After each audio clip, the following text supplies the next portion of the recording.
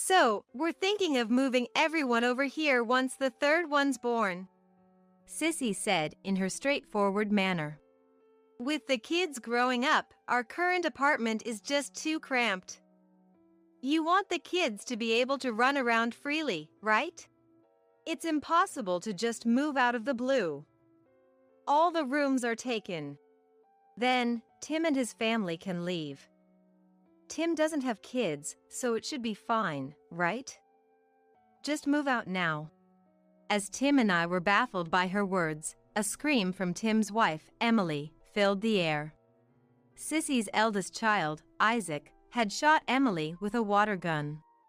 I hurriedly took the water gun away from Isaac. Why would you do something like this?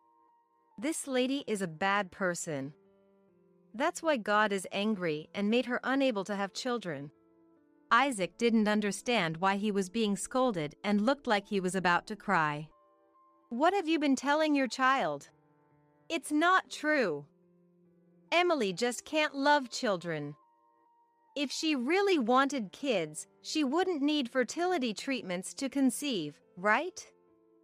I'm living proof. I love my children, so God has blessed me with them.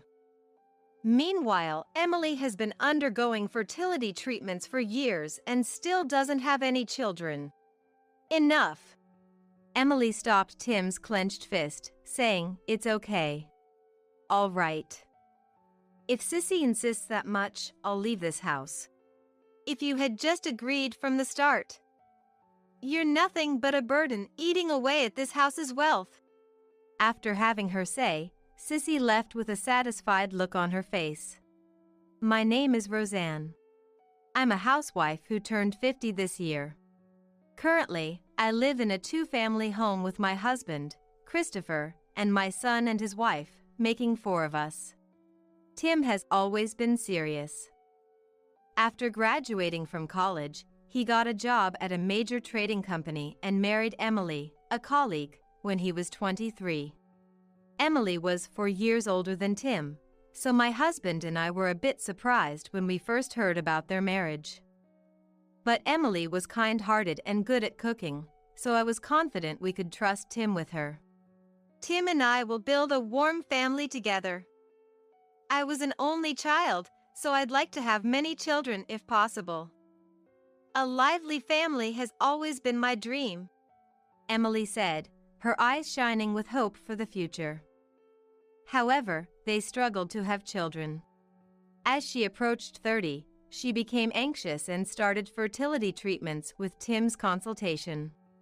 Despite not achieving their hoped-for results, Emily never forgot to smile, saying, "The weather is nice today, why don't we all do a barbecue?" and actively tried to build a relationship with us. Moved by her attitude, I felt a desire to protect Emily like my own daughter and encouraged her, "Don't rush your feelings. As long as you keep smiling like that, God will reward you someday." Speaking of kids, I've got another daughter. Tim's got 8 years on her. She was our long-awaited girl, born when I was 30. Her name's Sissy. Since Tim, it had been a while since we had a kid, so maybe that's why my husband and I spoiled her rotten. When Sissy and I went shopping, she'd point at toys on the shelves, saying, "Mom, I want that one. Buy it for me," with those adorable eyes, and I couldn't bring myself to say no, so I ended up buying them more often than not. As a result, Sissy grew up to be quite the little tyrant. After Tim got a job and became a working adult, he said, "Maybe it's time we teach Sissy about the harsh realities of the world, like common sense," with a serious look on his face, and I had to admit, "You're right. What you're saying makes sense." Reflecting on our parenting up until that point, I felt remorse. As Sissy became a high schooler, she started showing more rebellious attitudes towards us and started coming home late. "Do you have any idea what time it is?" I was worried sick. "I didn't ask you to worry about me," she'd retort, sighing as she took off her shoes, mumbling, "Ugh, I hate that teacher. seemingly making enemies of all the adults around her who tried to admonish her. This is all our fault as parents. I'd fret, watching my daughter's sullen face. Then one day, Sissy, who had been playing games in her room, suddenly rushed out and ran into the bathroom. I thought she might be feeling sick, but I quickly realized that wasn't it. Could it be that you're? What's it to you? It's none of your business. That was the first time I realized my daughter was pregnant. You're still underage. You need to think more seriously about your life. Tim lectured Sissy, but it was too late since there was already a baby on the way. And as soon as Sissy graduated high school, she ran off with Sullivan, a young favorite from a nightclub, as if eloping. That girl, she's only 18. Can she really manage carrying a child into the future? When I voiced my worries, my husband Christopher, though worried about Sissy at heart, said, "Let her be. She's nothing but trouble," trying to sound indifferent. My fears were confirmed when Sissy, after having her first child, would come home saying, "Mom, I'm really struggling this month. Can you lend me $1,000? Asking for money. Sissy's husband, Sullivan, used to be the top earner at the club, but once the regulars heard he was married with a kid, his popularity cooled off and his sales plummeted. All these women, not even my girlfriends, complaining all the time. Got me fired, thanks to them. What a nuisance," he said, seemingly unbothered by his unemployment, laughing it off as if it were a joke. "Sullivan, what kind of work are you doing now?" Even when Christopher, acting as Sissy's dad, pressed him, Sullivan just laughed. "I'm looking for all sorts of jobs, but can't seem to find one that suits my charm." Maybe it's the environment? Care and food service aren't really for me. Don't blame the environment. You're a dad now. How do you plan to support your family? It's not the time to be picky about jobs. I couldn't help but get irritated by Sullivan's lackadaisical attitude and all talk, no action stance. When Tim chimed in, Sissy, already pregnant with their second child, snapped back, "That's lame, Tim. Being a boring salaryman like Tim is just too dull, right? Sullivan has dreams, unlike Tim, so don't make him do any boring job anyone can do. What's so boring about it? I'm just doing my best with what I can. It's with the salary I earn that we can support our family. Don't mock those who work hard for a living." Sissy mocking Tim, the salaryman, wasn't new. When Tim landed his job, Sissy, just starting middle school, said, "Being a salaryman is so lame." Can't even brag about it to friends, genuinely sighing in dismay. So, what job would you have preferred? A musician, an idol, an influencer. Oh, but with Tim, none of those are an option. Average looking and hopeless in life, Tim. Sissy made a comment that implied Tim was worthless. Years passed, but Sissy's mentality remained childlike. It seems we significantly misjudged how to raise our daughter. In front of a pregnant Sissy, Tim, shaking with anger, could only suppress his fury by hitting his own thigh. After Sissy had her energetic second child, she started mocking not only Tim but also his wife, Emily. "Did you start fertility treatments? Because I got pregnant with my second, did that make you panic? It's so funny. Aren't you over 30 now? Isn't it too late for you? Hey, Sissy. There are things that are okay to say and things that are not. That was way too harsh on Emily. Apologize to her." Despite Tim's outrage, Sissy, without any remorse, flaunted her second child to Emily, saying, "Look, the sad aunt who can't have kids." As the child started crying, Sissy mockingly comforted it. There, the aunt scared you. didn't she? While Emily, trying to hold back tears, looked away. When Emily, feeling unbearable, stood up to leave the room, Sissy stopped her. Emily, how much have you actually spent on fertility treatments? If you have that much money, wouldn't it be better spent on my children? It's such a bother, women who can't have children. Stop it, Sissy! Emily, you don't have to listen to her. Tim intervened. It's because Tim always coddles you that you haven't been able to have children. You better hurry up before you get too old. Emily cried quietly in another room, but I felt that any words from me would only pressure her more, so I couldn't bring myself to say anything. Listening to children's laughter should cheer you up, right, Mom? If only Emily could give you grandchildren, you wouldn't have anything to worry about. What a useless wife you got. Saying so, Sissy attempted to make me hold her baby right in front of Emily, who was watching. Then next month, I'll be counting on you for money again, Mom, she said, as if it was the most natural thing, taking with her an envelope containing $1,000. A year later, Emily's smile had gradually disappeared. I invited her to meals numerous times, hoping to see her bright smile again, but every time we saw a family with children at the restaurant, she sighed. Each time, I felt sorry, regretting that my good intentions had backfired. One day, Sissy visited us as usual. I have some really happy news for everyone today. What is it? Did Sullivan finally find a job? I asked, hoping slightly. No, it's not about that, Sissy said with a beaming smile, making a big deal out of it. In fact, I'm pregnant with a third child. Mom, you're going to have a third grandchild soon. Isn't that great, Mom? Having a daughter who's given you 3 energetic grandchildren. Sissy laughed triumphantly, glancing at Emily, who looked down. But before that, I've asked numerous times, has Sullivan found a job? Oh, come on. That doesn't matter right now. Praise me more for being pregnant with the third child. You're happy about it too, right, Mom? Worried about Emily's feelings, I couldn't genuinely rejoice over Sissy's pregnancy. Lost for words, I remained silent, and Christopher took over. How can you say earning a living doesn't matter?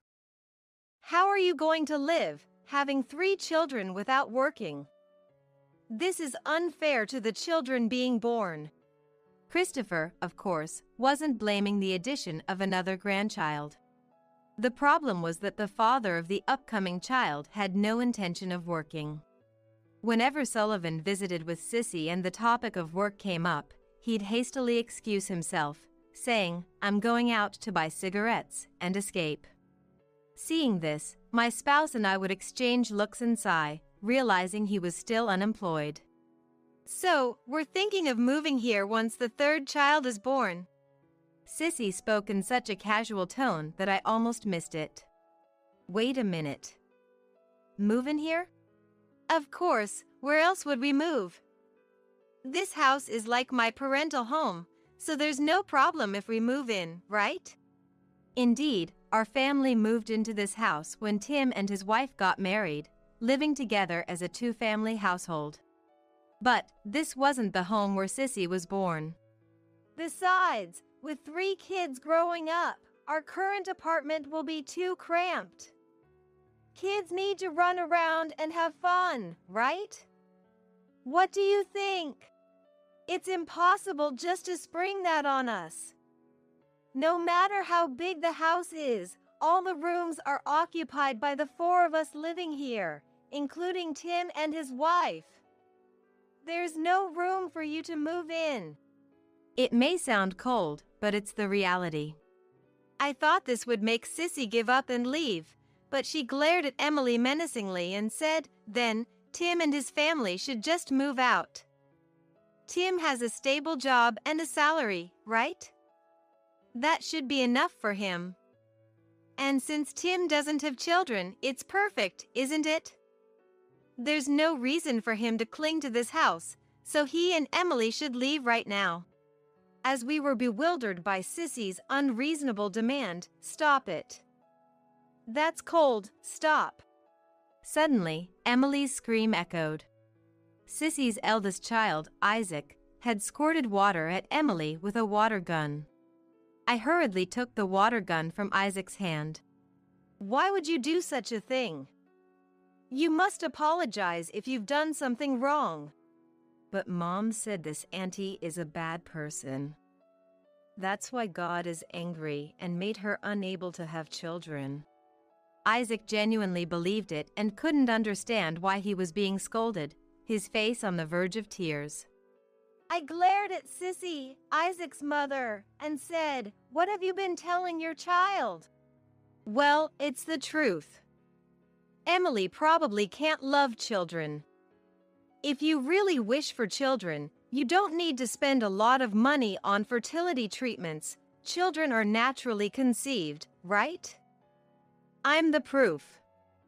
I love my children. That's why God is watching over me and blessed me with children. Unlike Emily, who's been wasting money on fertility treatments for years without any results. Do you see any children around her? Enough already. Teaching your child baseless, unscientific things and letting him harass others is wrong, even for a mother." Tim finally raised his voice, but far from being remorseful, Sissy retorted with a sneer, "It doesn't hurt or itch me what a childless Tim says.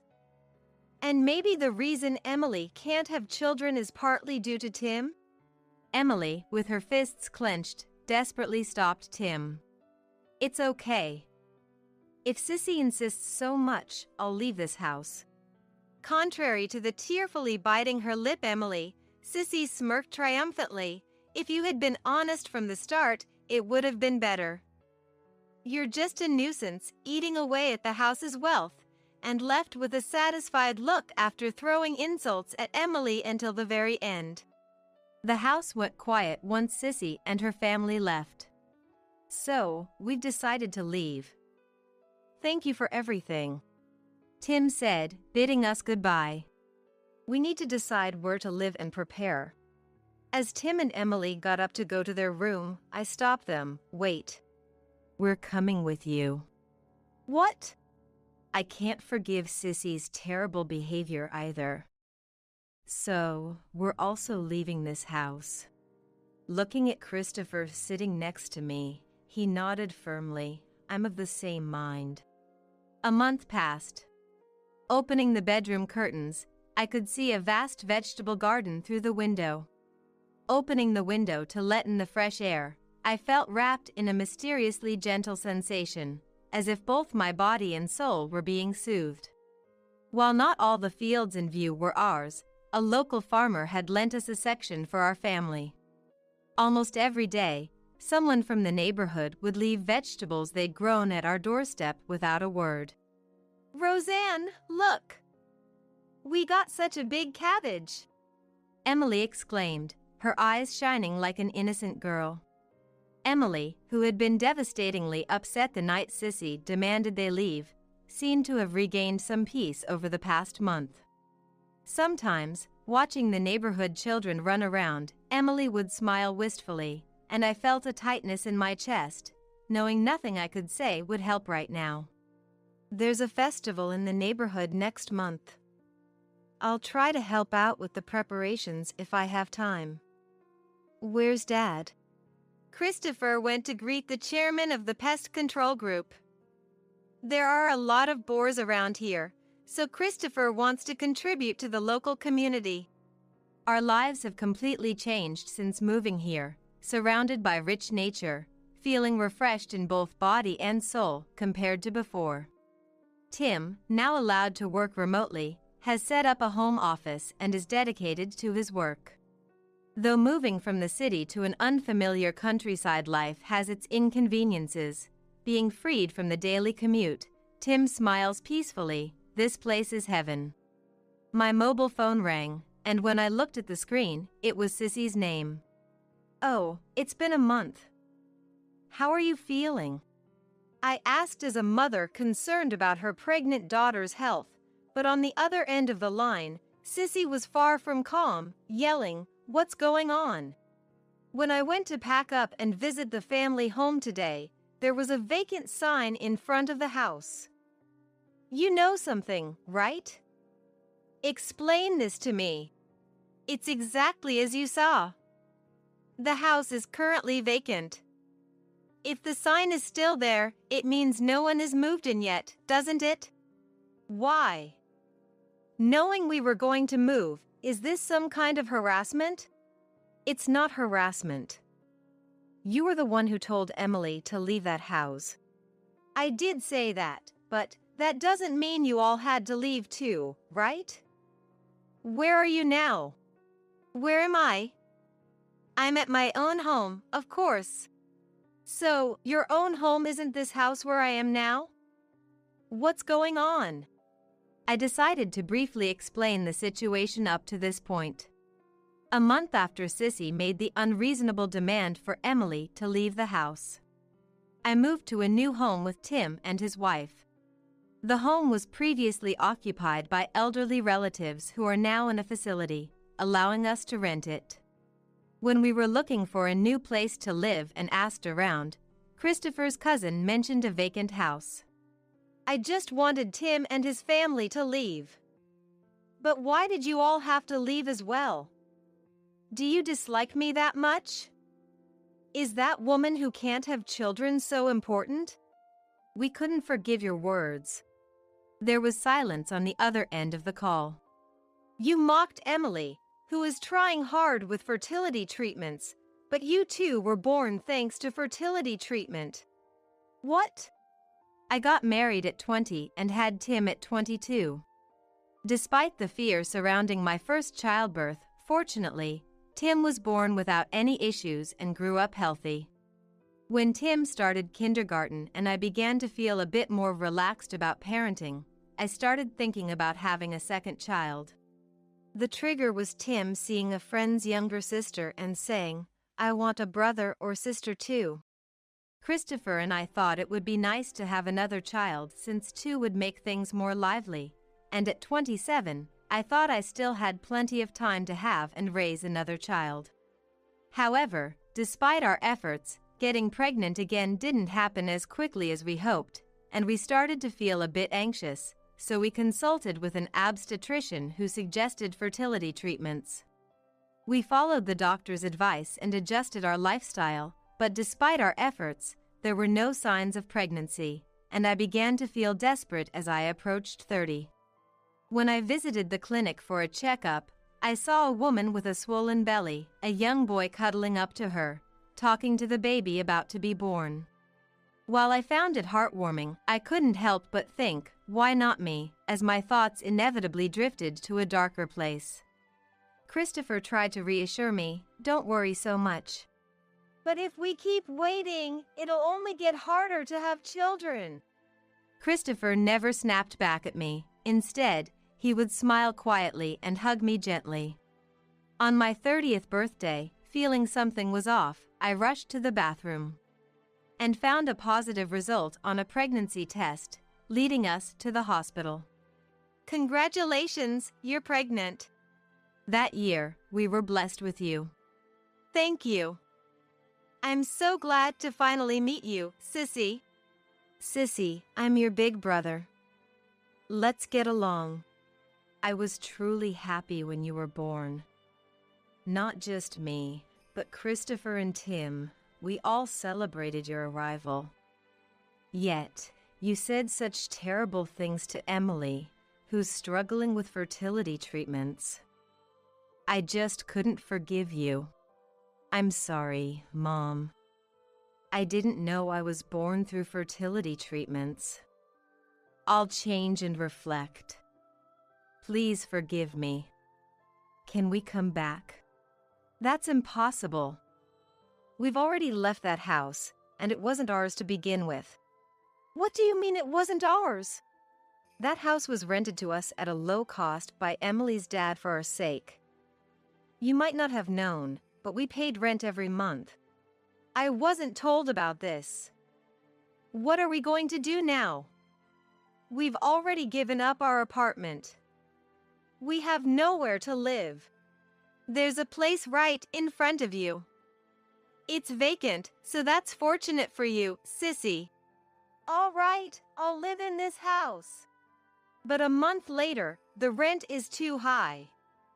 Isn't there something wrong with this house? Is that so?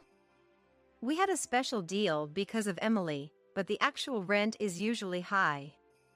It has a large backyard suitable for barbecues, you know? Don't talk like it's someone else's problem. You know, right, Mom? Sullivan has no income. How can we afford such high rent, not even for a month? That's your problem, isn't it? I can't do anything about it. Can't you lend me just the money for the rent? You do think of me as your dear daughter, right? It's impossible. Do you have any idea how much money we've lent you already? Because of you, we've lost our savings for retirement. Even if we had the money, we wouldn't lend it to you.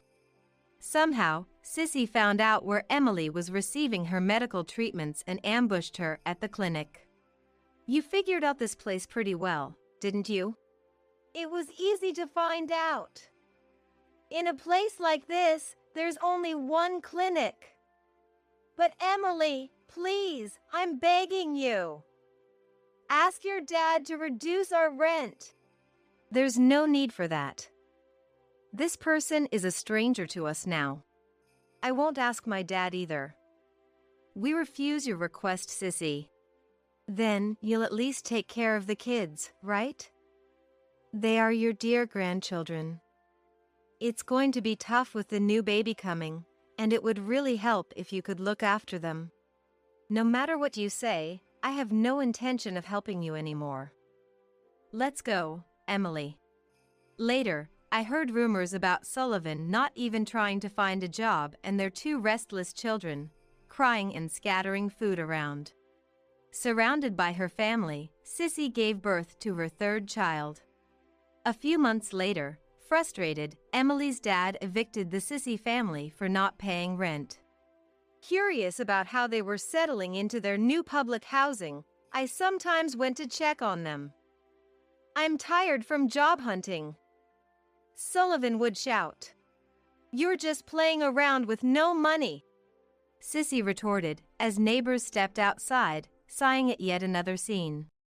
Returning home, the smell of stew from the kitchen whet my appetite. Emily, noticing my return, ran over. You seem to be glowing today, Emily. Did something good happen? Actually, I'll announce it at dinner. When dinner time came, Christopher and Tim gathered in the dining room.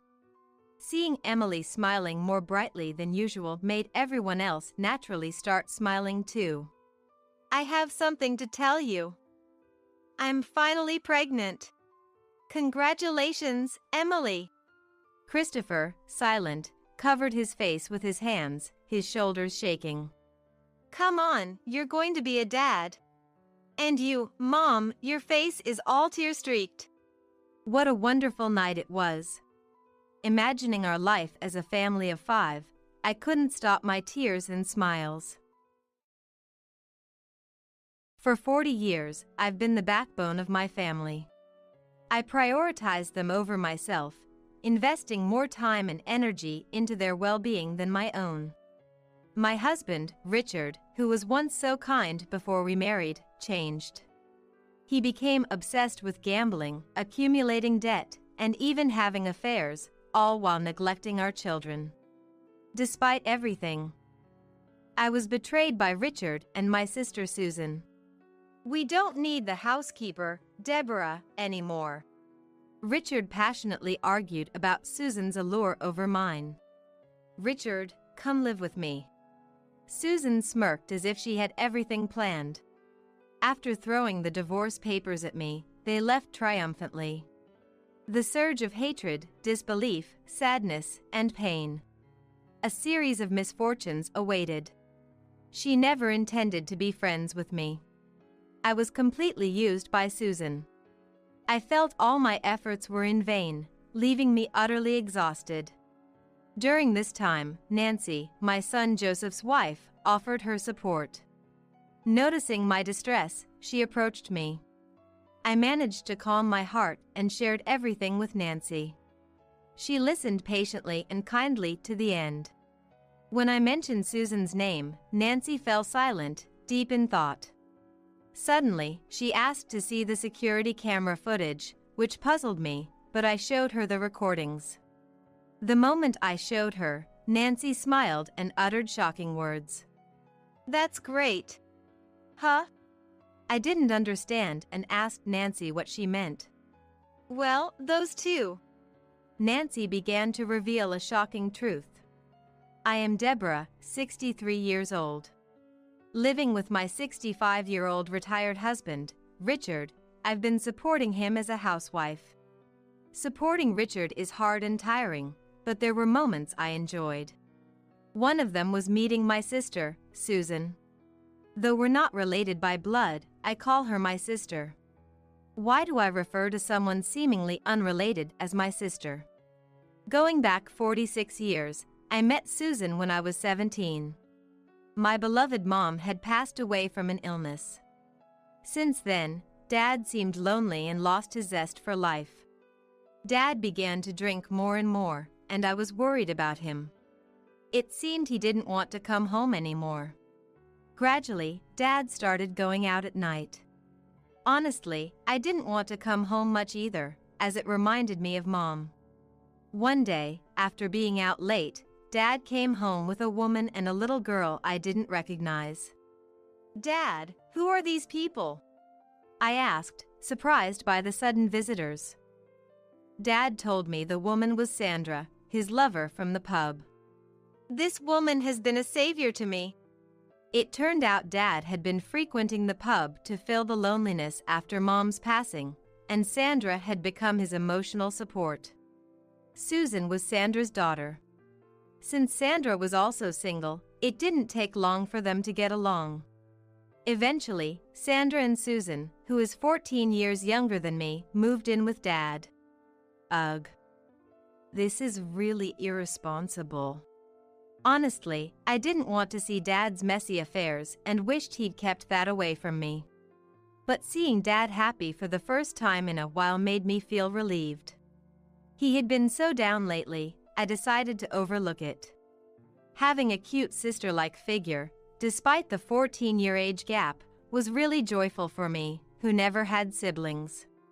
Coming home to play pretend with Susan or play with dolls was heartwarming. It felt like what having a sister would be like. When Susan laughed as we played, it warmed my heart. My house, which I once dreaded returning to, became a place I couldn't wait to get back to. Life was surprisingly enjoyable, but it didn't last long. When I turned 18, Dad passed away. It was probably due to his excessive smoking and drinking. I warned him many times, but he wouldn't stop, and his health deteriorated. The funeral was the next day, and seeing Dad, who was once full of life, lying lifeless in the coffin was heart-wrenching. Dad had his faults, but after Mom died, he raised me alone. I hadn't repaid him for that, which filled me with sadness. I wished I had done something to repay him. I regretted so much in my heart. After Dad's death, Sandra and Susan moved away to be with another man. I was shocked by how quickly Sandra moved on, but more than that, I was deeply saddened by being separated from Susan. Even though we weren't related by blood, she was my only sister. I was left completely alone. But now, with Dad gone, I had to think about my own life. There was no time to dwell on the sadness of Dad's death or the reluctance to part with Susan. I had relatives handle the house's cleanup and disposal and immediately looked for a job with a dormitory. I didn't have time for sorting and disposing of things, and focusing on job hunting seemed like the best way to avoid being overwhelmed by grief. Finding a job was incredibly challenging for me, given my limited education. It seemed almost impossible to find anyone willing to hire me. There were times I nearly gave up during my job hunt, but I persevered. Eventually, my efforts paid off and I landed a job. I was hired to work in a hospital as an administrative assistant. The job was tough, but my boss was kind and taught me well. That boss turned out to be my future husband, Richard. We gradually became close through work and started seeing each other privately. I enjoyed spending time with Richard immensely. Perhaps because he was 2 years older, he seemed to know so much about everything, and I found our conversations fascinating and him incredibly attractive. Before long, I realized I had feelings for Richard. Then, one day, as we were spending time together as usual, Richard suddenly confessed his feelings for me.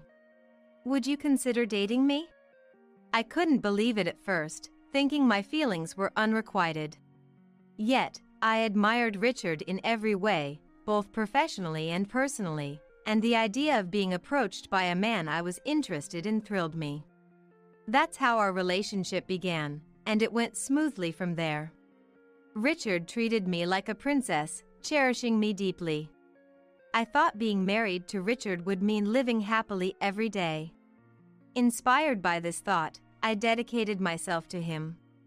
Cherishing each other brought us immense happiness. "Deborah, will you marry me?" I was happy until the moment I retired from the hospital job to marry Richard and he proposed. Those were probably the happiest times of my life. However, after we got married, Richard's attitude changed drastically. Richard turned out to be what you might call a henpecked husband. Things became difficult after that. Even though I was busy with household chores on weekends, Richard would just sleep at home. "Richard, I really need help with the housework. It's too much for me alone." "That's your job, Deborah. I'm exhausted from working all week. You should be able to handle this." Where had the kind Richard gone? I should have realized something was wrong then, but I was too naive and kept blaming myself. During this time, Richard and I had 2 children. Our first son, Joseph, and then Thomas. Even after the children were born, Richard hardly helped around the house, so I was left to take care of the kids and Richard almost entirely on my own. Joseph and Thomas were a handful. They were going through adolescence and rebellious phases, and being boys, they ate a lot, so I had to cook in large quantities. Raising Joseph and Thomas was draining, both physically and emotionally. When they left home, I felt a mix of loneliness and pride in seeing them grow up, which always warms my heart when I think about it.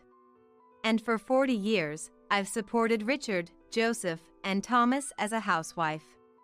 Of course, it wasn't always smooth sailing over these 40 years. In fact, there were more hardships than not. Richard became obsessed with gambling afterward and racked up debt. Furthermore, he had affairs, which was very hard on me. I even came close to depression and sometimes thought about divorce. Our irritations led to fights, and gradually, Richard and I stopped having proper conversations. I wondered how things got to this point and if it was all right to continue this way. However, thinking of the children, I believed it was better for them to have their dad around and persevered.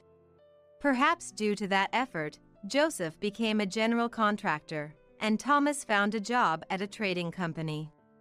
I am proud of Joseph and Thomas. Recently, Joseph married Nancy, whom he had been dating for many years. Nancy is very polite, has her own opinions, and is friendly and adorable. Seeing Joseph happy made my heart warm. I'm glad I worked hard to raise them to this point. I can't wait to see my grandchildren. Though I never said it out loud, that's what I was thinking. Then, I turned 60. One day, while I was at the hospital for a routine checkup, I noticed a woman in the waiting room and was startled. She looked just like Susan had grown up from the little girl she once was. I thought it might be a case of mistaken identity, but decided to speak up. Excuse me, do you have a moment? The woman turned around, a bit surprised. Yes, who are you? It was definitely Susan. I recognized her immediately, even though she had grown up. Seeing her made me feel relieved, and I nearly teared up, but I held back not to trouble Susan. Then, I gathered my courage and invited Susan to a cafe. On the day, I talked about the time we lived together. About the year we spent together, playing pretend and with dolls. Unfortunately, Susan didn't remember me. That made sense. Susan was about 4 years old then, and considering Sandra. She probably moved around a lot with her constantly changing partners. I felt sad, but if there were many such changes, my memory would be a minor detail to her. Yet, Susan entertained my stories, smiling as if we weren't strangers. Her smile, even as an adult, was just as adorable and unchanged. I didn't want to grow distant like before. I wanted to become closer, so we exchanged phone numbers. Time flew by when I was with Susan. I think we've become quite close this time. I resolved not to have regrets this time, and made an effort to keep in touch. Before long, Susan and I started meeting occasionally. Initially, I was the one who invited her, but eventually, Susan began to invite me as well. It felt like having a close sister who was also a friend, which made me very happy. I never thought we'd meet again, so it was all the more special. Being able to talk and laugh with Susan again brought me immense happiness, and I found myself frequently mentioning Susan to Richard. Our conversations about Susan were lively, a rarity between Richard and me. Let me meet Susan next time, Richard said, surprising me with his unusual interest. Given his usual indifference to my affairs, I felt a leap of joy that he showed interest. It had been years since we had talked so deeply. It felt like our once cold relationship was warming up again, reminiscent of old times. Susan seemed to be a catalyst for enriching not only our marriage, but also our daily lives, making them more enjoyable than they had been in a long time.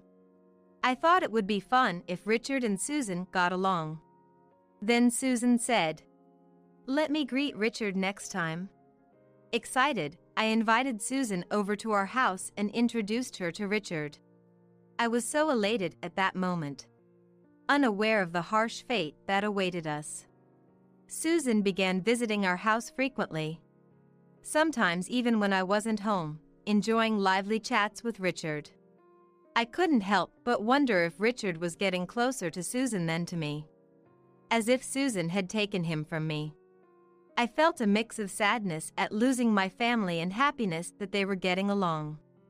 I hoped the three of us could go out together someday. Today, unusually, Susan wasn't here, and Richard was out, leaving me alone.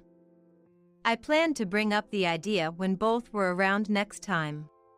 But an event occurred that shattered all those feelings. When Richard returned home, I went to greet him as usual but was met with a shocking scene. Susan and Richard came back arm in arm, looking very intimate. I was stunned and breathless, fearing the worst. I kept telling myself that Susan couldn't do such a thing. Why together? Before I could ask, Susan spoke up. "Richard, I want to live with you." My mind couldn't comprehend what was happening.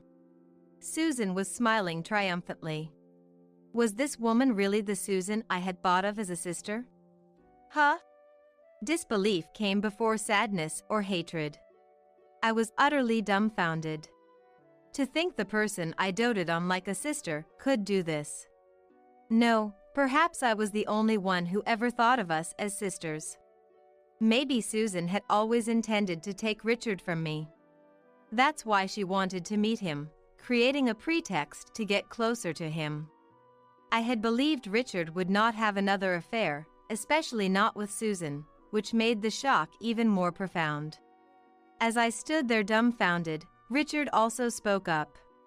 "We don't need the housekeeper, Deborah, anymore," Richard went on passionately. emphasizing how I didn't appeal to him as a woman, praising Susan for her appearance and thoughtfulness, and highlighting all the ways she was attractive. Richard must have grown tired of me and, upon meeting Susan, who was younger and more attractive, chose to have an affair. How irresponsible to have an affair at his age. Affairs are unforgivable at any age, but I never expected one at this stage of our lives. Richard's request to meet Susan was likely not out of interest in my stories, but because he was interested in Susan. Susan is more attractive as a woman than Deborah. Deborah should take a lesson from her. Those words pierced my heart like a knife. A mere housekeeper, lacking in feminine allure. Perhaps that's true. For 40 years, I've supported my family. I had no time for fashion.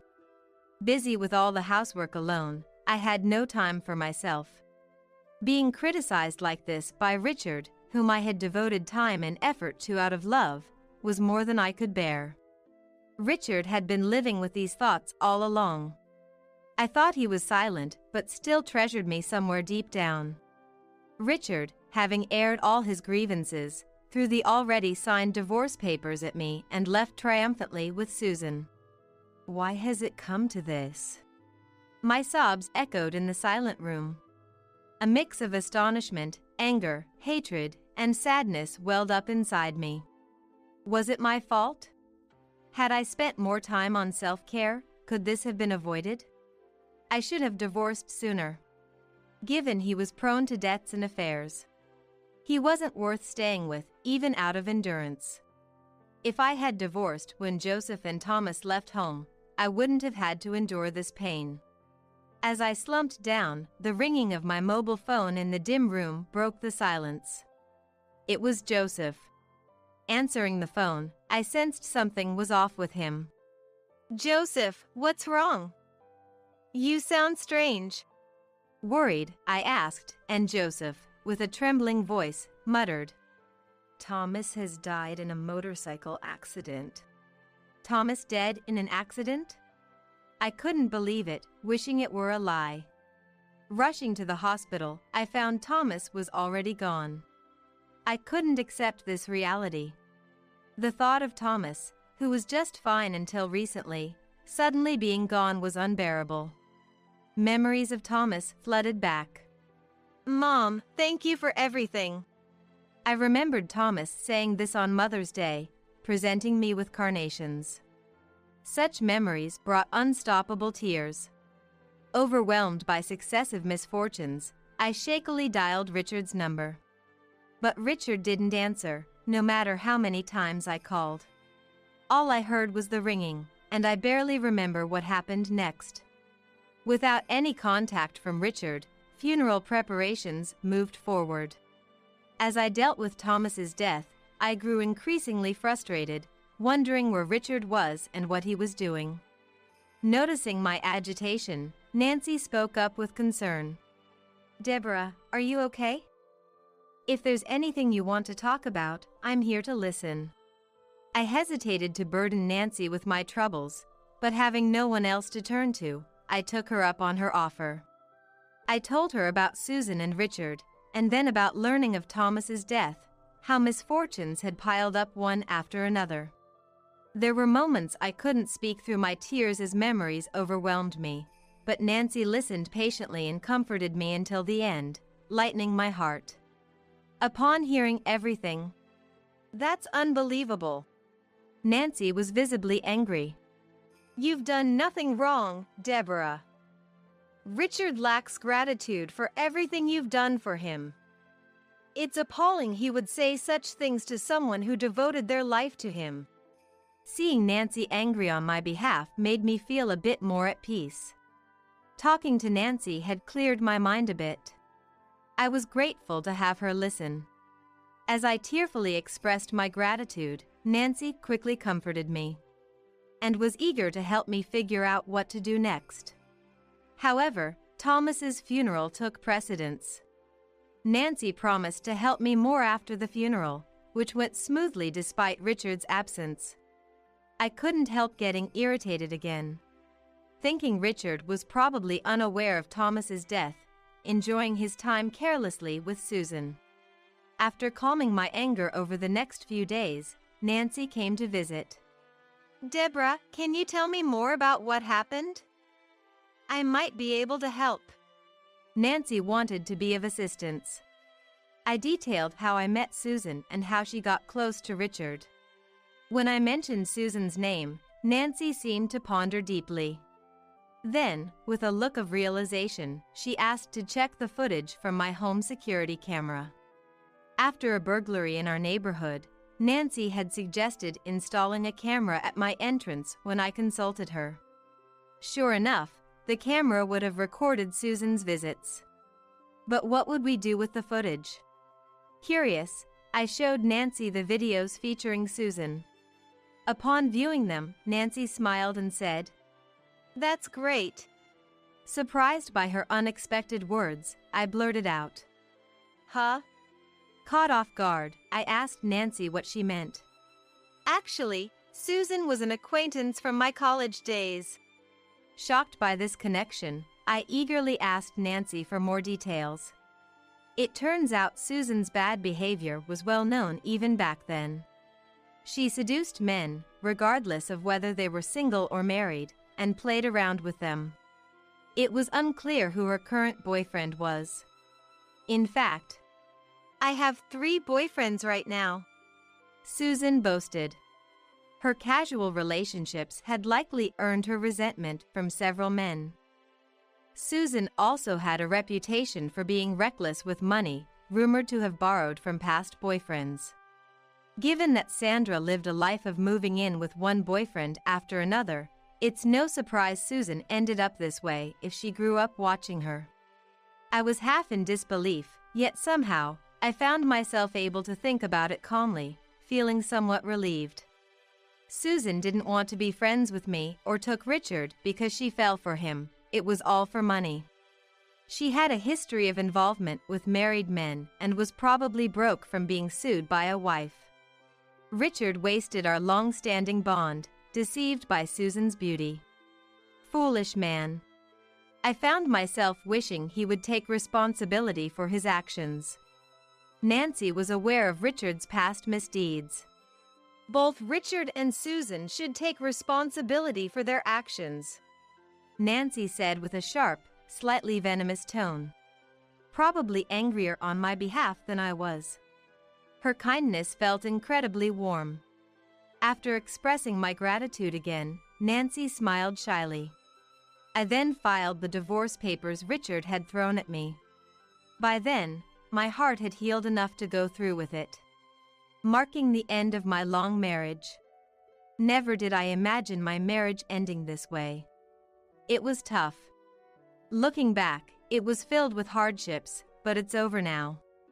Dwelling on the past won't help. I need to focus on the future. Thinking about having my own time felt like a weight was lifted off my shoulders. I later learned that Susan had indeed approached Richard for his money. Our reunion was purely coincidental, but she had plotted to take his money from that moment. I treated her like a sister, but Susan was only interested in money from the start. Learning the truth, I was beyond feeling sad or shocked. Susan had manipulated Richard into buying her designer bags and lied about Sandra needing money for an illness to extort funds from him. Richard, now without income, had given Susan a large sum of money, believing in her, only to be left penniless and eventually disregarded by Susan, despite having divorced from her.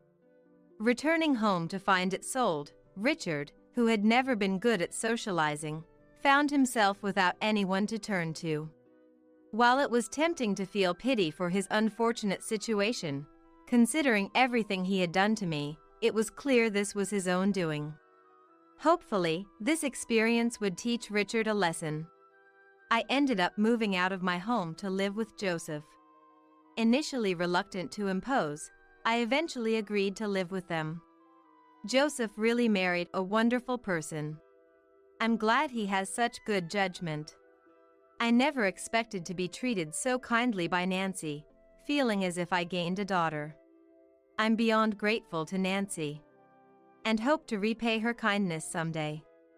After finishing sorting through Thomas's belongings and everything else had settled, I stood in front of Thomas's grave and reported all that had happened. It's been tough for me, but the accident must have been very hard on you, Thomas. Please watch over us from above. With that prayer, I left Thomas's grave. Finally, everything came to a close. Reflecting on recent events, it's clear there haven't been many good moments. It's been a tumultuous journey. Despite the affairs and the debt that made life difficult, it wasn't all bad. I'm immensely grateful to Nancy for everything she's done. Joseph, unlike me, has a good eye for people. With the changes in our lives, Nancy became pregnant, allowing me to fully enjoy the grandchild I had long hoped for. What a joy it is! The grandchild, bearing resemblance to both Nancy and Joseph, is adorable. I hope they don't grow up like Susan. I wish this family all the happiness in the world, free from such troubles. But with Nancy and Joseph, I'm confident they'll be fine. Their mutual respect and care for each other are evident. Something Richard and I lacked. We were unable to continue valuing each other as we did before marriage. Though I have no plans to remarry, I've learned the importance of cherishing others from Joseph and Nancy. I still have much to learn. With these thoughts, I watched Nancy and her family share joyful laughter. Well, Mom, how about making sandwiches for us every day until you can get together $30,000? If you don't, I won't let you see Amelia anymore. Such an unreasonable demand from my eldest son turned my life upside down. Before dawn, I was making sandwiches for his family and delivering them, then heading to the care facility. Worn out from fatigue and lack of sleep, I just couldn't bring myself to cut ties with him, all because of my love for my adorable granddaughter, Amelia. But one day, a tearful Amelia revealed a shocking truth her parents had kept hidden. I can't forgive them anymore. I reached my breaking point and decided to fight back. My name is Emma. I am 72 years old. I lost my husband last year and now live alone in our family home. My husband, who was the same age as me, developed dementia in his later years. I took care of him at home for a while, but the last year was spent under the care of a facility. Because of that, I still have a connection to that facility, even after he's gone. I was mentally and physically exhausted from caregiving, and the staff at the facility were truly kind to me. Thanks to them, I believe my husband spent his last year in peace. The facility was always short-staffed and extremely busy. After my husband passed away, I talked to the staff and decided to help out in any small way I could. I've always been good at cooking and baking, so I would make sandwiches and desserts for the staff whenever I went to the facility. Then one day, out of the blue, my eldest son and his family came to visit. It took me by surprise, but I served them tea. Mom, it's been a while. Sorry for barging in like this. We've had some issues and decided to move to this area. James, my eldest son, said, while reaching for the treats on the table. He looked worn out for some reason. Natalie, my daughter-in-law, barely spoke since they arrived and kept fiddling with her cell phone. They decided to move all of a sudden? Did something happen? A faint unease lingered in my heart, but I greeted my granddaughter Amelia with a smile. Amelia, you've grown up so much. How have you been? It must have been about 5 years since I last saw my eldest son's family. Ever since my husband was diagnosed with dementia, my days were consumed with caregiving, leaving no time or energy for anything else. I couldn't even keep up with my adorable Amelia. Granny, it's been a while. I've been good. I'm in the 9th grade now. Oh my, how time flies. You'll be taking exams this year then. You better do your best. Upon hearing this, Amelia's expression turned somber. I wondered, is moving during such a critical period in her education a good idea? Just then, a cat's meow echoed from the kitchen. Amelia whispered with joy, "A cat?" and hurried towards the sound. Mom, since when did you get a cat? No, that little kitty just pops in from time to time. I always leave the back door slightly ajar for her. Sounds risky. James was staring intently towards the kitchen. Natalie didn't lift her face from her smartphone. In Amelia's absence, I probed my son and his wife about the reasons behind their move. Their response was vague, but in essence, they moved hastily due to financial troubles stemming from a failed business venture. I then inquired about James's job. Job? Well, things have been rough. My health's been on the decline, and the doctor advised some rest. More importantly, Mom, I have a favor to ask. James was hoping for a loan. The failed business and move drained their finances, and they were nearly out of money. He needed about $5,000 for daily expenses. Honestly, I hesitated. Even though he's my eldest, lending such a large sum on the spot felt daunting. Are the two of them even thinking about their future? But no matter how much I probed, all I got was, just lend us the money. Despite my reservations, I took out $5,000 from my savings and handed it to James.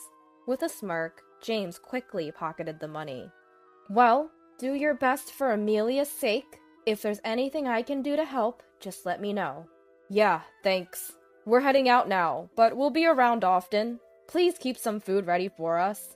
With that, James called Amelia, who was petting the cat in the kitchen, and the three of them left. As I cleared the dishes, a sense of unease about what the future held settled in. Hey Mom, it's me. I'll be coming over tonight. Have dinner and a bath ready, okay? Oh, and I've run out of the money you gave me, so I'll need a bit more. Later. Without waiting for my response, James hangs up the phone. I sigh heavily and set my mobile phone on the table. It's been 2 weeks since my eldest son's family imposed themselves on me. Since then, James has been coming over almost daily for meals and money. On weekends, his adorable daughter Amelia joins. At first, I prepared special meals and lent him a few $1,000s each time, but I've reached my limit. James claimed he couldn't work due to medical reasons, but he looked perfectly healthy to me. I couldn't understand why he was blowing through the large sums I lent him every week. That evening, fed up, I sternly confronted James and his wife when they arrived.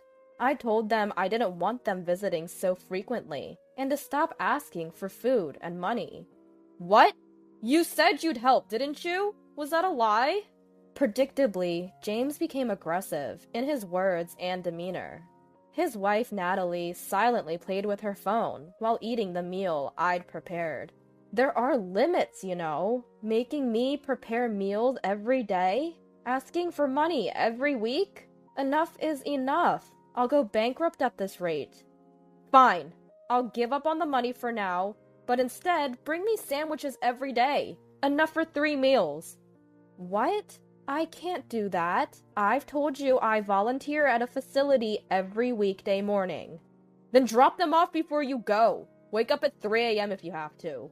Before I could respond, James added, If you don't do anything for us, you won't see Amelia anymore. We'll cut ties with you. Knowing how much I adore my only granddaughter Amelia, James smirked. Honestly, I'd love to cut ties with this couple, but I worry about sweet Amelia. Let me think. I can't come up with money that easily. Then at least gather around $30,000 for now, and remember the sandwiches daily. Let's go, Natalie. From now on, we don't have to come here every day, since Mom will deliver our sandwiches. From that day on, my life dramatically changed. I would wake up before dawn to prepare sandwiches for James's family, deliver them, and then head to the facility. Exhausted and sleep-deprived, my love for Amelia stopped me from cutting ties with my son.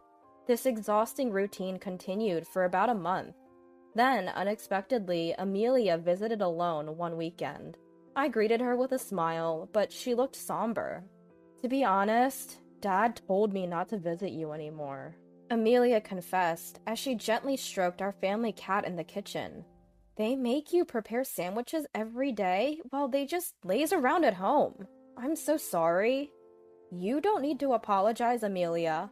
Well, I am a bit worried about those two, but How's the new school? Are you keeping up with your studies? I tried to shift the topic with a cheerful tone, but Amelia remained silent, tears streaming down her face. Caught off guard, I comforted her by rubbing her back.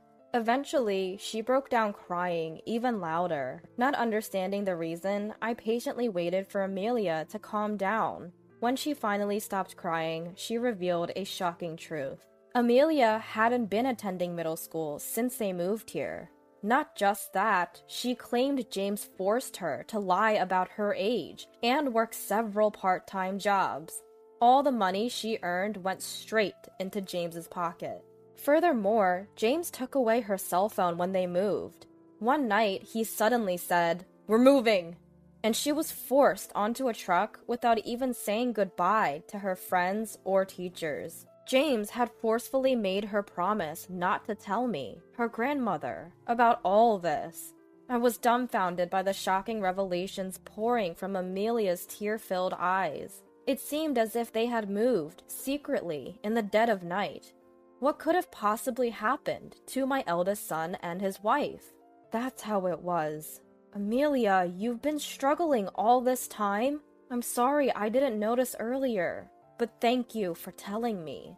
No, I should apologize. I didn't want to upset you. You know, I overheard Dad and Mom talking about you yesterday. They were planning to secretly take some sort of property deed from your place and then pretend you have dementia to place you in a facility. I just couldn't hold it in anymore.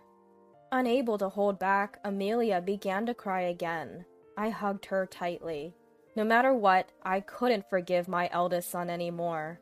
Until now, I endured everything for dear Amelia's sake, but I've reached my breaking point. James is clearly an adult and a parent himself.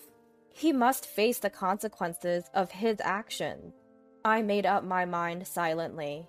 Amelia, you don't need to worry. Leave everything to me. Oh, by the way, where are you planning to take your school entrance exams? I smiled at Amelia, trying to encourage her. Amelia, her eyes red from crying, looked a little comforted. Well, I want to go to a place called Winchester Culinary School. With everything going on and lack of money, I might not even be able to apply. Oh, the Winchester Culinary School! I know it. It's a vocational school for cooking and baking, right? The person who founded it was in the same class as your grandfather and me. It's a good school. Really? That's amazing! I love the dishes you make. I want to make people smile with my cooking, just like you. After that, Amelia shared her dreams with me. She told me that despite her tough circumstances, she never gave up and continued studying diligently. I encouraged Amelia and made her promise to continue her studies. After seeing Amelia off, I quickly took action. First, I decided to investigate my eldest son and his wife, so I hired a private investigator. A week later, after receiving the investigation results and pondering them, I made several contacts. Once everything was in order, I called James. I have something substantial to give him. He must bring Natalie and Amelia with him. Thinking he'd finally get his hands on the big bucks, James eagerly agreed to the conditions, deciding to meet at a coffee shop over the weekend. I was seated by the coffee shop's window, engrossed in my phone, when James and his family approached. I set my phone down on the table and exchanged greetings. Hey, give me the money already. Do you want to be cut off from us? Immediately, James reached for the thick brown envelope by my side, filled to the brim. Pulling the envelope closer, I held on to it firmly. If you really want, we can sever ties. But before that, I have some things to confirm with you. Only after that will I hand this over. I began by pointing out that ever since their move, they hadn't enrolled Amelia in middle school and had been making her work illegally on the side. The couple tried to brush it off, clearly eager for the money, but eventually admitted the truth. We had no money, so we had no choice. Once we get the money, she'll quit her job and go back to middle school. Suspicious. With doubt, I continued to question why James wasn't working. Are you truly on medical leave? Which hospital did you go to? Show me some proof, like a receipt or a health insurance card. I don't have any. You're not faking it, are you? Lying just because you don't want to work? As the atmosphere grew tense, James raised his voice. Don't say things like that! I didn't go to any hospital, but something really traumatic happened, and it's been hard. James, can you honestly tell me what happened? If you do, I'll give you this. When I motioned to the envelope in my hand, James begrudgingly began to speak. I get it now. When you said your business failed last time, you were actually betrayed by a business partner, a guy named Alexander. He took off with all the money I worked so hard to earn. He had control over the core know-how and equipment, so I was powerless without him. Oh, that's what happened. I'm the victim here. That's why I couldn't pay the rent and other bills and had to move. Now just give me that money already. With that, James snatches the envelope from my grasp. However, when he quickly opens it, instead of a wad of cash, it's filled with a bunch of bills. James stares blankly at the bills scattered across the table. Why don't you just tell the truth for once? Feeling let down by my eldest son's persistence in lying, I reveal the facts I've gathered. As the business started to profit, he got deep into the sex industry, accumulating massive debt. To cover it, he deceived his business partner, took all the earnings, and even got involved with payday lenders. Then he moved away secretly in the middle of the night. Do you have any idea how hard it was for Amelia? She was thrown into chaos without understanding the reason. She couldn't even say goodbye to her friends and teachers. And you took away her phone? Do you understand how scared and hurt she felt?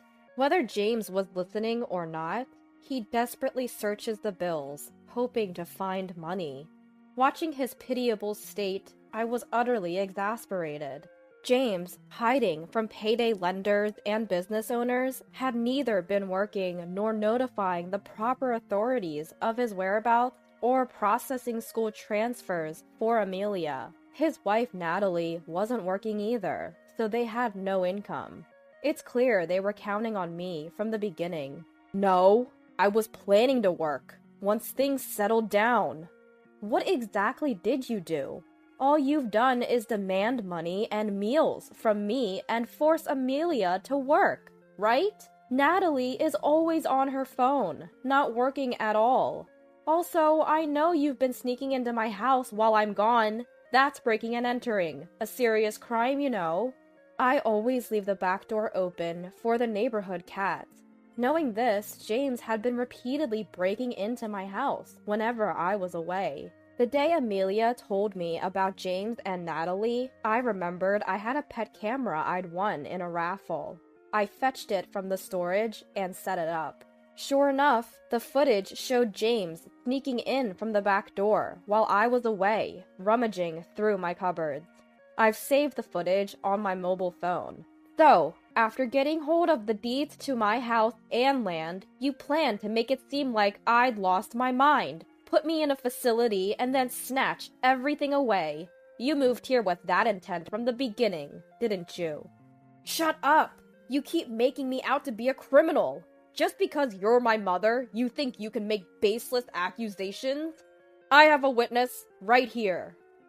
Suddenly, an intimidating male voice sounded from behind. James, upon seeing the man, was shocked and jumped. What? Alexander? Why are you... Emma contacted me. I heard there was a discussion today, so I came from far away to participate. Good to see you, James. Looking well, I see.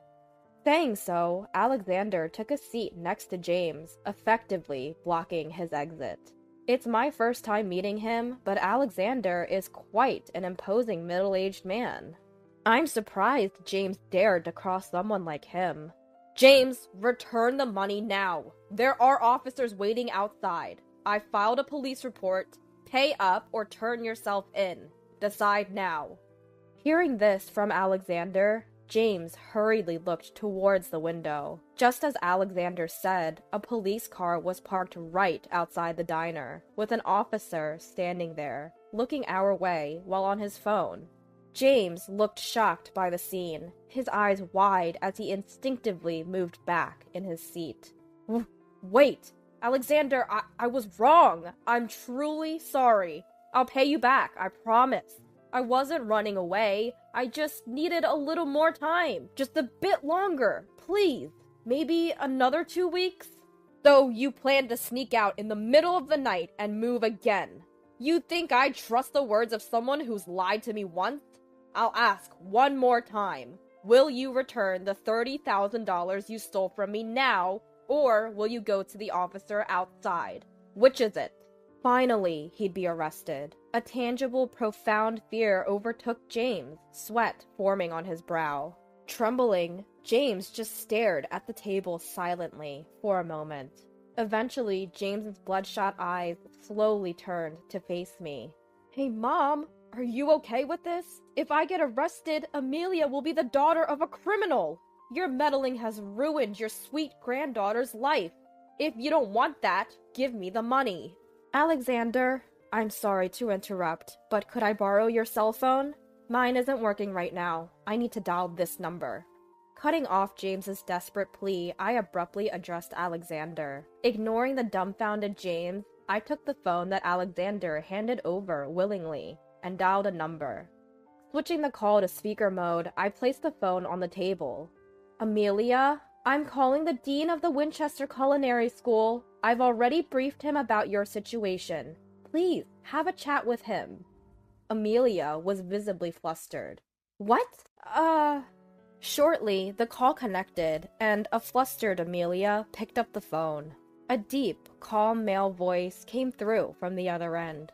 Hello, this is William. Oh, hi! My name's Amelia. I love my grandmother's cooking. And I want to be able to make dishes that bring joy to people too. I want to join the Winchester Culinary School. It was a call with the dean of the prestigious Winchester Culinary School. Amelia, filled with nervous excitement, tried her best to convey her feelings. Dean William listened intently, occasionally nodding and giving encouraging murmurs. I see. Thank you for sharing, Amelia. It seems you've been through a lot. Your grandmother Emma is an old friend of mine. I'm aware of the situation. Amelia, once so excited, suddenly went silent. That's right, she had no hope for exams or the future. Like a deflating balloon, her shoulders slumped in disappointment. But you know, that doesn't matter. You have dreams and you're working hard towards them. You've honored our Winchester Culinary School by choosing it as your first step. We give everyone an equal chance and support all students, no matter their background. Come, take the test with integrity. We'll be waiting. The call ended. I thanked him and handed the mobile phone back to Alexander. Yes, Amelia will be fine now. I can turn myself in without any worries. James's face went blank, and he froze. For those who might not know, the Winchester Culinary School is where Amelia wants to study. It's a professional cooking school. Despite the challenges from her clueless parents, nothing will hold her back. Amelia looked at her father. Her cheeks were still flushed from the tension of the call, but her eyes sparkled. James looked deflated, avoiding eye contact, clearly embarrassed. Prompted by Alexander, James exited the diner. The officer put away his phone and started talking to James. It's disheartening to see your child in police custody, but I want James to take full responsibility for his actions. I picked up the mobile phone left on the table. I had previously consulted with the officer and had him on the line during our conversation. With everything recorded, even James can't escape this time. And one more thing. I turned to Natalie. Throughout the confrontation with James, she seemed disinterested, constantly fiddling with her phone. Natalie, James is with the officer. What will you do? She only briefly met my gaze. Huh? I don't care about that man. I'm divorcing him soon anyway.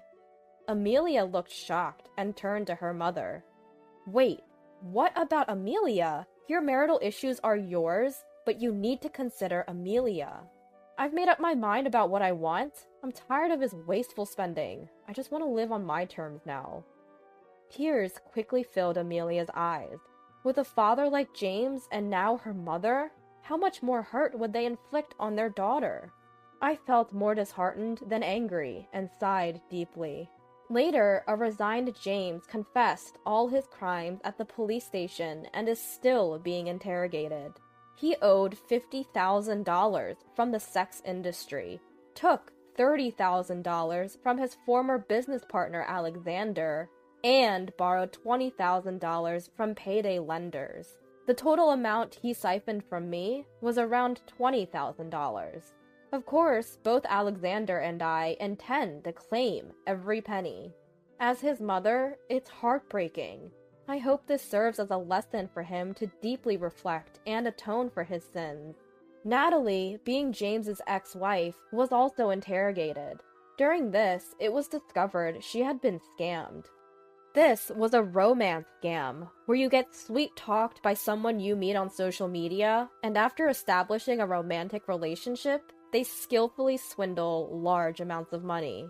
The person Natalie had been communicating with on her mobile phone claimed to be a super famous, handsome actor. One day, she received a personal direct message just for her and was passionately pursued.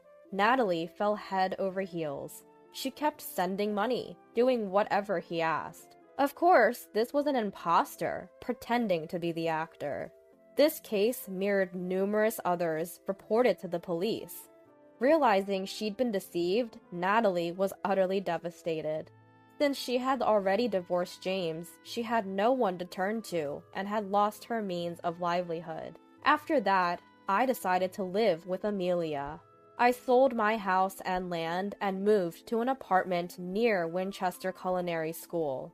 The house and land, located in a prime urban area, had a huge asset value, fetching me several $1,000,000. I made sure that Amelia would be the beneficiary of these assets, so she'd never face financial hardships. We moved in the middle of the night, as if sneaking away. My parents were deeply distressed, with everything escalating to the police, but Amelia never gave up and continued to work hard. I, too, did everything I could, managing her transfer to middle school and helping with her exams. Thanks to our efforts, Amelia managed to take the entrance exam for Winchester Culinary School and got in. Just as Principal Williams said, Amelia dedicates herself to her studies at Winchester Culinary School, heading straight towards her dream, enjoying her youthful days surrounded by friends. Watching my beloved Amelia grow up by my side, I live with peace in my heart, basking in happiness. Seriously, you're such a fool. How can anyone be as inept as you? Fool, inept.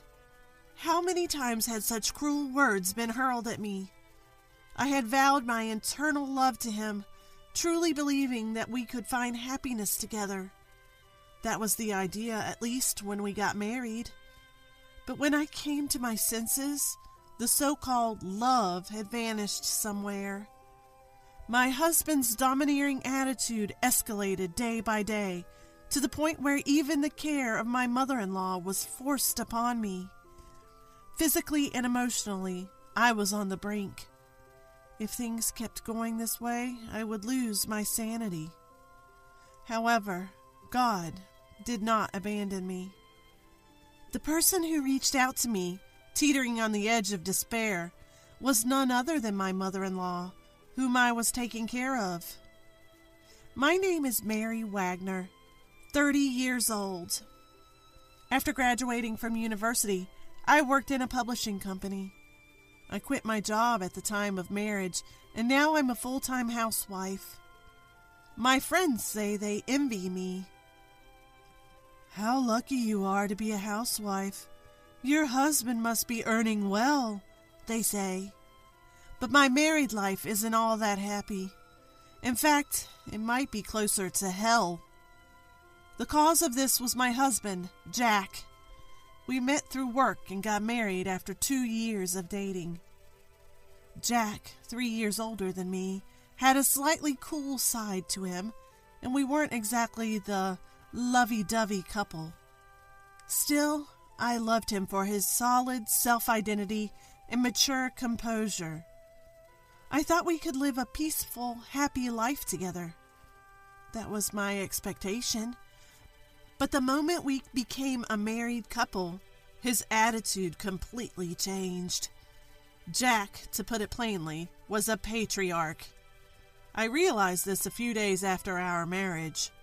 I, who had listened to his desire for me to become a full-time housewife, began to devote myself to household chores from the day after our marriage. That day, too, I had made dinner in time for Jack's return and was waiting for him. Jack comes home a little past 7 p.m. He then, looking at the dinner on the table, suddenly raised his voice. "Hey, what's this meal?" "Huh? It's a gratin and salad, plus a pottage soup." "Don't mess with me. If you're going to prepare a meal for your tired husband, it should be a full-course meal." I'm sorry. The last time you said it was delicious, so..." "That's not an excuse. Why can't you even do such simple things? You're really over as a woman. You're just too incompetent." You don't have to say it like that," I mutter with a bit of a troubled expression, and Jack glares at me. Then suddenly he threw the salad-filled dish onto the floor. At this unexpected act, a scream-like voice slipped out. "Oh, what are you doing?" "Huh? It's because you, as a wife, can't even do the bare minimum, right? That's why I made it clear to you." "You don't have to disrespect the food like that." "Shut up. If you have time to make excuses, use your deficient brain to think more about how to become suitable as my wife, you fool." Fool? I'd been called that for the first time in my life. Sure, I've been scolded by my parents, and I've argued with my brother and friends, but I've never been subjected to such cruel words. More so, being told such things by the husband I love. It was only a few days since our marriage.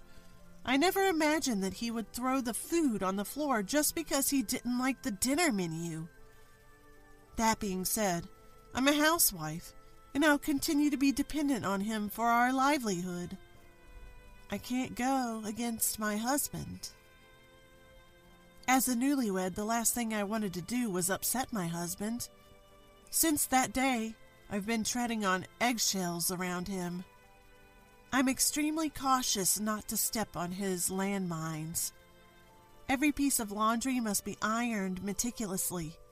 The loaded potato soup should be simple, and the seasoning of the side dishes should be well seasoned. Cleaning, even a single strand of hair on the floor, is not allowed. Living under such pressure, my nerves gradually wore thin. But without regard to me, his patriarchal dominance continued to escalate. "Hey, this shirt has a crease left in the sleeve. Don't you have eyes?" I'm sorry. I'll iron it right away." "I'm leaving for work now, you know. You're always so slow." "I'll do it right away." "You won't have time for that. Damn, you're so annoying first thing in the morning. How much more do you need to upset me to be satisfied, you incompetent woman?" I'm sorry. Really sorry." Whenever I made a mistake, I immediately bowed my head in apology. This was also something ordered by my husband. Depending on the severity of the mistake, the level of my apology changes. This time, I was forgiven just by bowing, but when it's really bad, I have to kneel down in apology. When my mistakes continue, he sometimes even pointedly presents me with a filled-out divorce document. It's scary how you get used to things, And if you keep living like this for a year, you start to feel like you're absolutely worthless. But I can't divorce him, not in my current jobless state. I can't tell my parents, who were so happy for our marriage, that I got divorced. Especially not in such a short time span. The thought of continuing to be scolded by my husband forever filled me with despair for my future. As always, I was preparing dinner this day and waiting for him to come home. My daily routine is to finish cooking before 7 p.m. and have everything ready for him to eat at any time. As soon as the front door opens, I start laying out the food. If I don't finish by the time he sits down, I'll be forced to apologize again. My husband usually takes his seat in silence, but for some reason, this day was different. As he loosened his tie, he started a conversation with me. Mary, we're moving to my parents' house this weekend. Huh? Your parents' house? You mean your mom's place? Yeah, that's right. Have all our stuff packed by then. Why all of a sudden? Jack, you've always said that you didn't want to go back to your parents' house. In response to my probing question, his cold gaze pierced me. I instinctively shut my mouth, and after a pause, he opened his. My mother fell, and it's hard for her to live on her own now. What? Then we should go there right away. She's been hospitalized for a week. We're moving when she gets discharged this weekend. And I see that's what happened. But why all of a sudden? You were so against going back to your parents' house. You can guess why, can't you? Because I can inherit wealth. Wealth? As if he was delighted by his mother's situation, he continued the conversation. Listen, my father was just an ordinary guy, but my mother's family is rich, so she has a decent amount of money. What does that have to do with what happened this time? If I act dedicated during this time, I might be able to get a hefty inheritance, right? If we, as a couple, rush over, I'm sure she'll give us the whole inheritance. For such a reason? Isn't that a bit disrespectful? Shut up. You're being supported by me, so just listen quietly. I'm sorry. Being yelled at loudly, I instinctively apologized as usual. In front of my downcast self, he proclaimed with a triumphant look. Listen, you're the one who's going to take care of my mom. From now on, you're going to work as my maid at my parents' house for the rest of your life. Maid? You mean like that? Don't talk back. Who do you think is providing for your current lifestyle? It's thanks to Jack. Right? Depending on how seriously you take care of my mother, the amount of inheritance we can get will change. So don't slack off in the care, understand? Urged to reply by him, I responded softly, yes. Seeing my obedience, he showed a satisfied smile before starting his dinner. Forcing me to care for his mother just for her inheritance? He doesn't think of me as his wife at all. To him, I'm just a housemaid. Although I knew this, being told so directly was quite a shock to me. Even so, I didn't have the courage to talk back. I was, in a sense, brainwashed, having erased my own possibilities. The next day, as per my husband's command, I began packing our belongings. We moved to my mother-in-law's place a week later to coincide with her discharge from the hospital. On the day of her discharge, Jack didn't come to the hospital, using work as an excuse. So I was the one accompanying my mother-in-law. On the way back from the hospital, my mother-in-law opened her mouth in apology. Mary, I'm really sorry. Because of me, you're going through all this. No, don't worry about it. I'm a housewife, and if I can support you while staying at home, then there's nothing better than that. Thank you, but aren't you bothered by how sudden this was? Well, packing was a bit rushed, I guess. I bet it was. Even I was surprised. Jack moving in with us? I wonder why he decided to do this all of a sudden. Mary, did you hear anything? No, I didn't. It's understandable that my mother-in-law would find it strange. Jack has always disliked her, often saying things like, "She's a pain," and "I don't want to see her." Despite this, he moved in with her as soon as she was hospitalized, aiming for her inheritance. To be honest, I was taken aback by Jack's transformation. However, I couldn't tell my mother-in-law the truth. Trying not to give anything away, I pretended to be calm. From this day on, my life as a caregiver began. Adapting to the unfamiliar role of a caregiver, along with the housework in the large single-family home. Even returning to his parents' home didn't change Jack's domineering nature, and I was verbally abused almost daily when my mother-in-law wasn't around. I wasn't allowed to skimp on housework or caregiving, and my days were filled with constant activity from morning till night. This went on for about a month, until one day, as I was wiping my mother-in-law's body, she voiced her concern. "Mary, have you lost weight again?" No, don't worry about it, Mother." "Are you sure? I thought the same when you moved in. You looked a lot more worn out than when you first got married." She was right. Over the past 1.5 years of married life, I've lost 15 pounds. It's not that I've been skipping meals, but my appetite has certainly decreased. More than that, I don't have time to eat leisurely.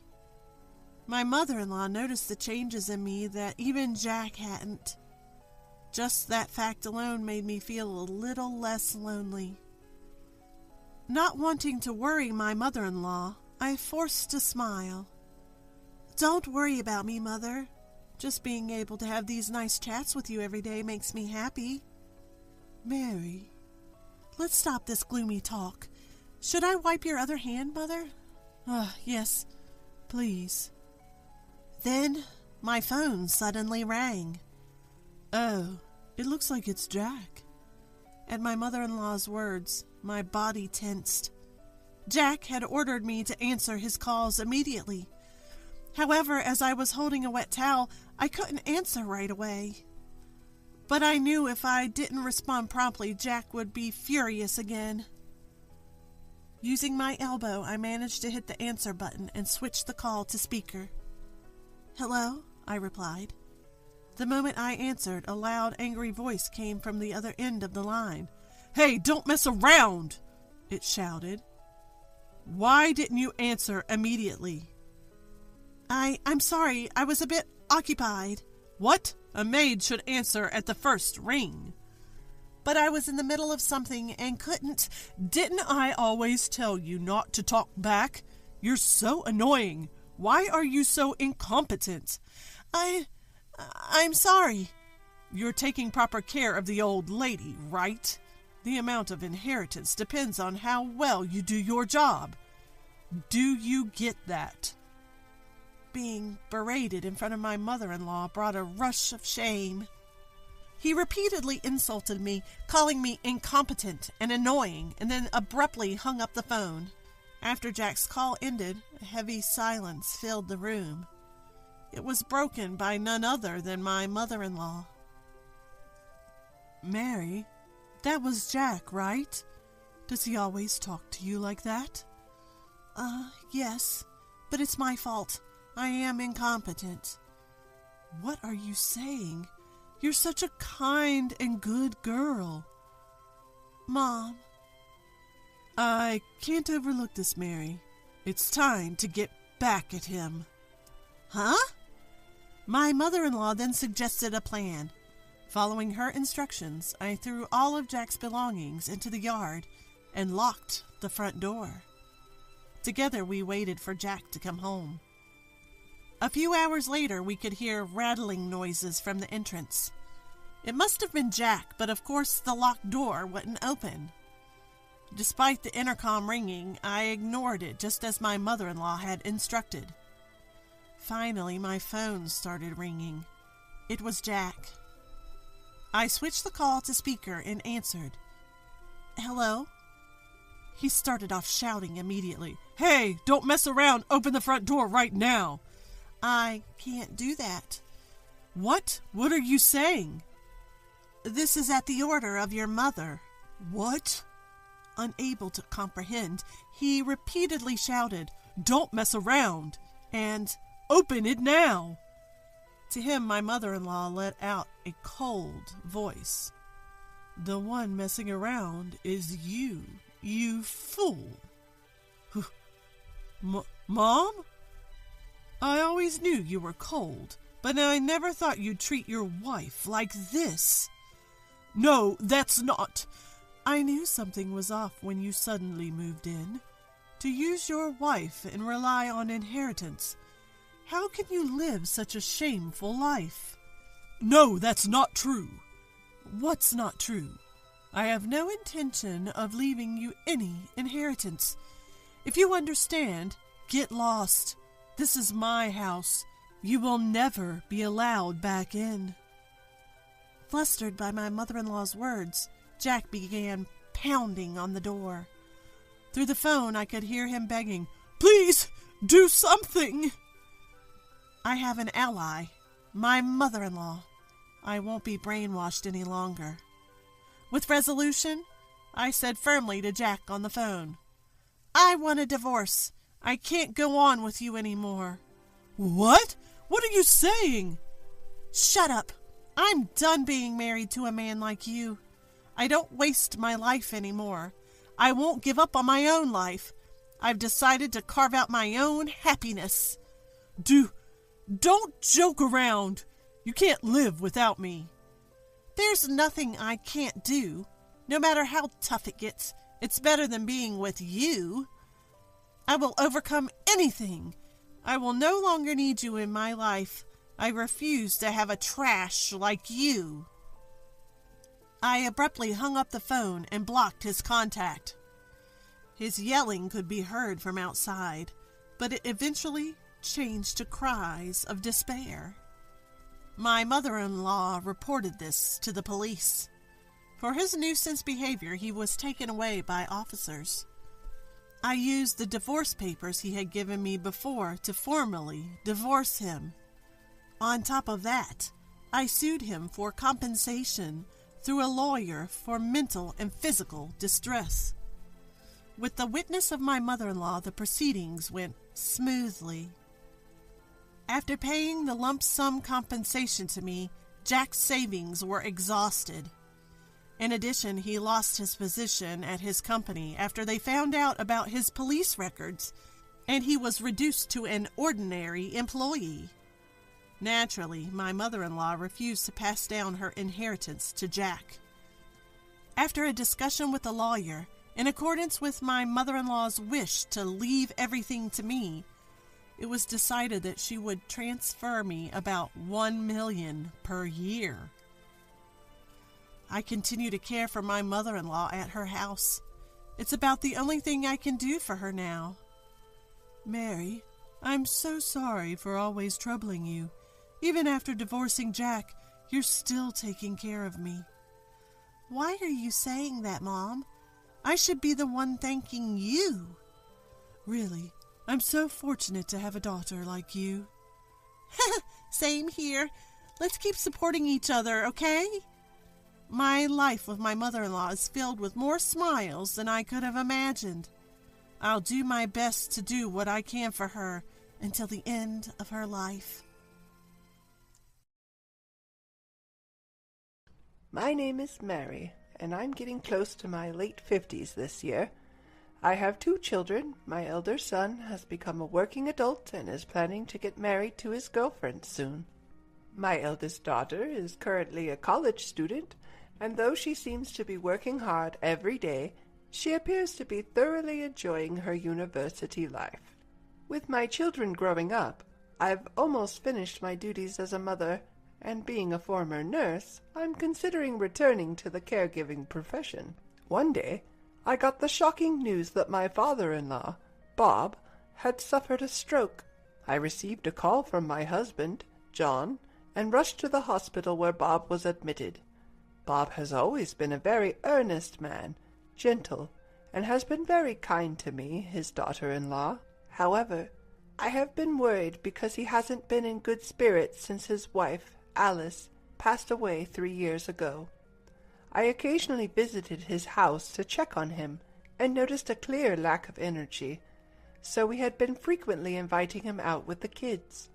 Amidst this, when I had just begun to notice a return of vitality to Bob, the news of his stroke filled me with unease. When I arrived at the hospital, Bob's daughter and her husband were there, engaged in some conversation. "Sorry I'm late. How's Bob doing?" I asked, catching my breath as I approached John's sister, Isabella. Isabella sighed in irritation when she noticed me and said, "You're late. We have somewhere to be, so can you take it from here?" With that, she left briskly. Isabella has always seemed indifferent to Bob, often treating him coldly. Not only Bob, but she was the same with Alice when she was alive. Bob and Alice were such kind people, and they never said anything to her, but I think that's what made her what she is now. For now, I paced around the waiting area nervously while Bob was presumably in surgery. In the meantime, John arrived at the hospital. "Mary, how's Dad?" John was obviously worried. Sweat dripped from his forehead, and his dress shirt was soaked with perspiration. When I shook my head, John dropped the bags he was carrying, his face pale. No way." I quickly corrected him. "No, he's still in surgery. We don't know yet."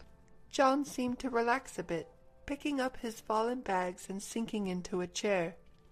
"Should we prepare ourselves?" I rushed over to John, who looked on the verge of tears, and put my hand on his back. "No, it's going to be okay." I felt helpless, not being able to say anything else, but I couldn't think of anything else to say. A few hours later, the surgery ended, and we were told by the doctor to come into a small room for an explanation. "The surgery was successful. However, he will most likely have some lasting effects." In other words, we were told Bob would need care. While I do hope for Bob's wellness, if it comes to providing care, this also involves Isabella and her husband. John and I decided to call Isabella to discuss this. As a result, we agreed to talk things out and arranged a meeting at Bob's house while he was still in the hospital. "I'm not going to look after him," Isabella announced as soon as the discussion started, shocking John and me. "Wait, if you're not going to, what are we supposed to do?" "I don't care. You two can take care of him," my sister-in-law Isabella said, idly fiddling with her neatly decorated nails that were done somewhere. Her husband, Tom, nodded in agreement. "What about a nursing home?" "What on earth are you talking about? I don't intend to waste money." This is what happens whenever I step in. Isabella glares at me with a look of the devil on her face. It feels like I'm not allowed to voice an opinion, so I shut my mouth.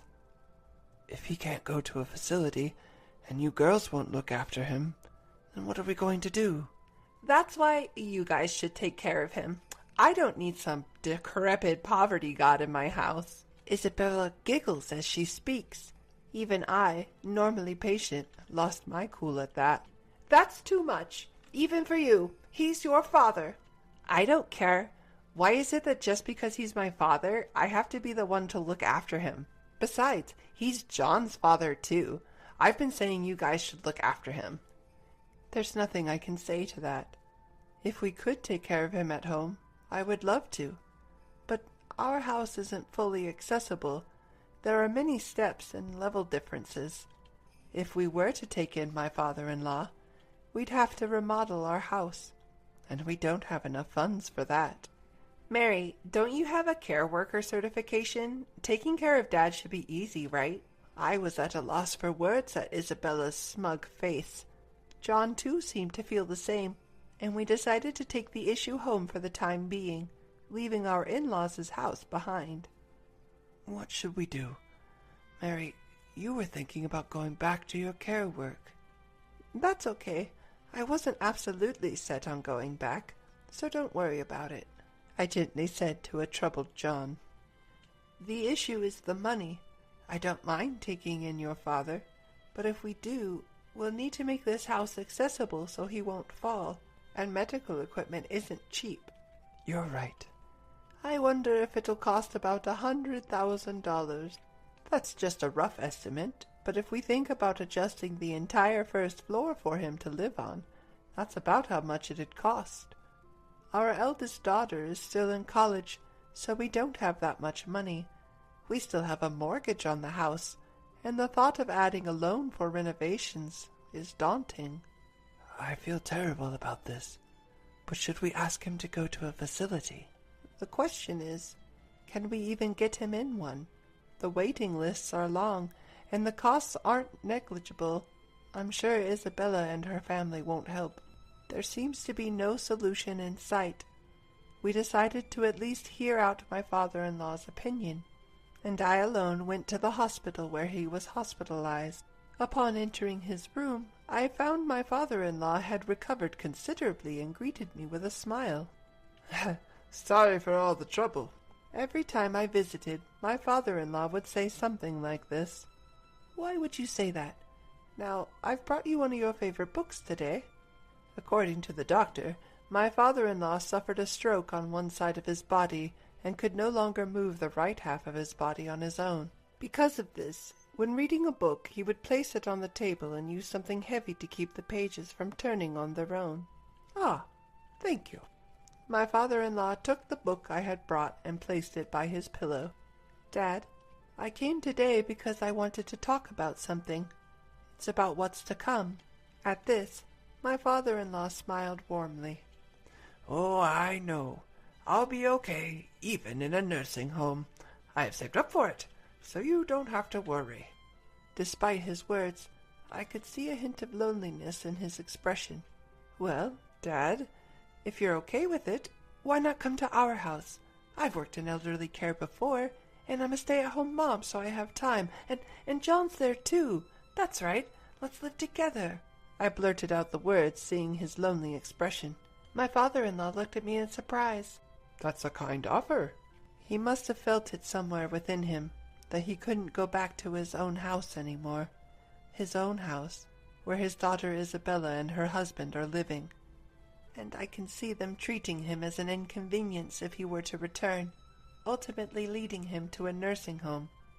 Thinking this, I felt a pang of sadness. I had initially planned to listen to my father-in-law's feelings and proceed with the conversation accordingly, but I got ahead of myself. I felt somewhat guilty towards my husband, John, but I knew he would understand. Now, all that was left was to somehow arrange for his aftercare before his discharge. The problem was the cost.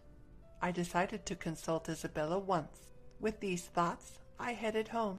When John came back from work and I told him what had happened at the hospital, he looked a bit troubled, but agreed as if he had known it would come to this. John called Isabella right there. That's why we're asking for your help, because we're the ones who are going to be looking after Dad.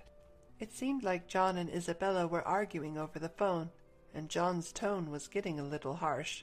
With a sigh, he hung up the phone. John explained his conversation with Isabella.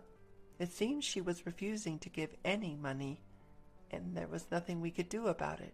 For the sake of my father-in-law, John began to discuss how we could handle the costs. After that, our house got a bit noisy. We discussed how to renovate the house and what kind of care supplies we'd need, and received various explanations about home care.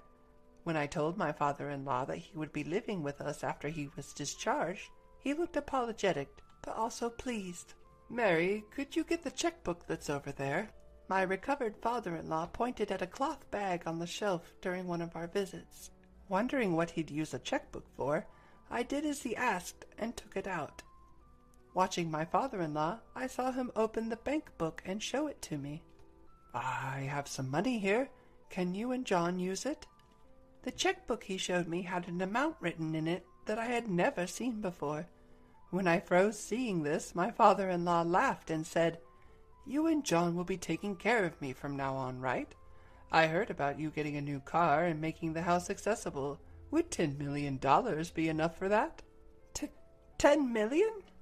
I hadn't counted the zeros, but I was shocked at the number of $10 million.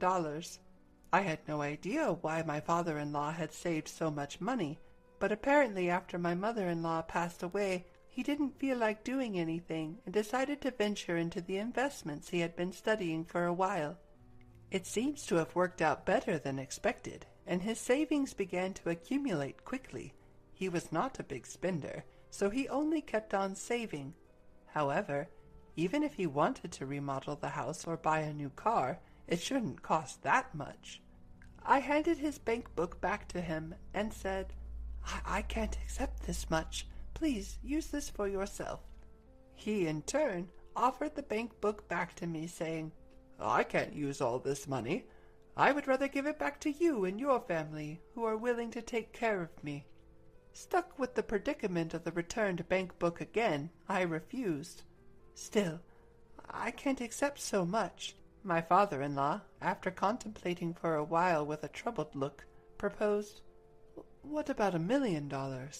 Seeing no end to this, I managed to persuade him to agree to a reduced sum of $100,000.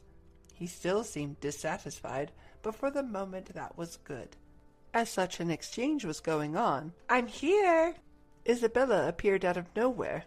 With the entrance of Isabella, who was oblivious to money matters, I hurriedly shoved my father-in-law's bank book back into its original place. Seeing this, my sister-in-law Isabella frowned and asked, "What's going on?"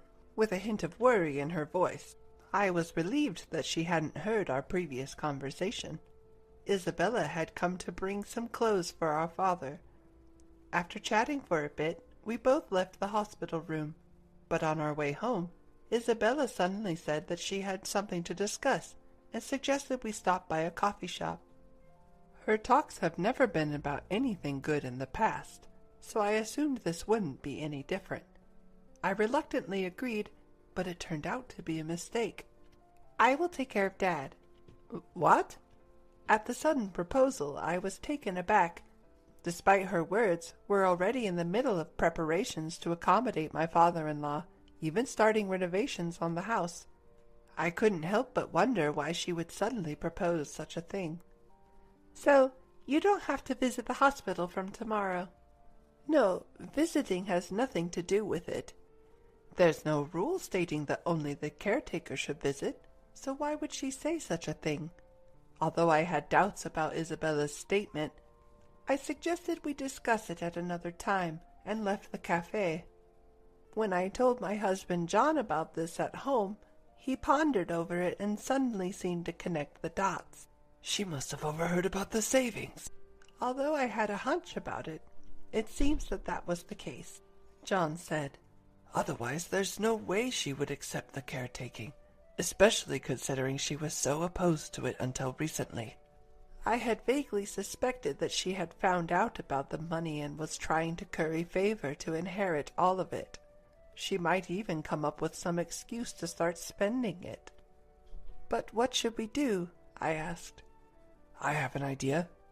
Let's let her take a shot," said John, with a sly grin on his face, indicating he was up to something. Feeling uneasy about his plan, I decided to keep quiet and follow Isabella's request for now. I had conveyed to my father-in-law that he wouldn't need to worry about money and that his daughter Isabella would be providing care. His response was ambiguous, a vague expression not quite affirming or denying his understanding, and with that, the conversation ended. Afterward, he was safely discharged from the hospital and returned to his family home in Nebraska where Isabella resided.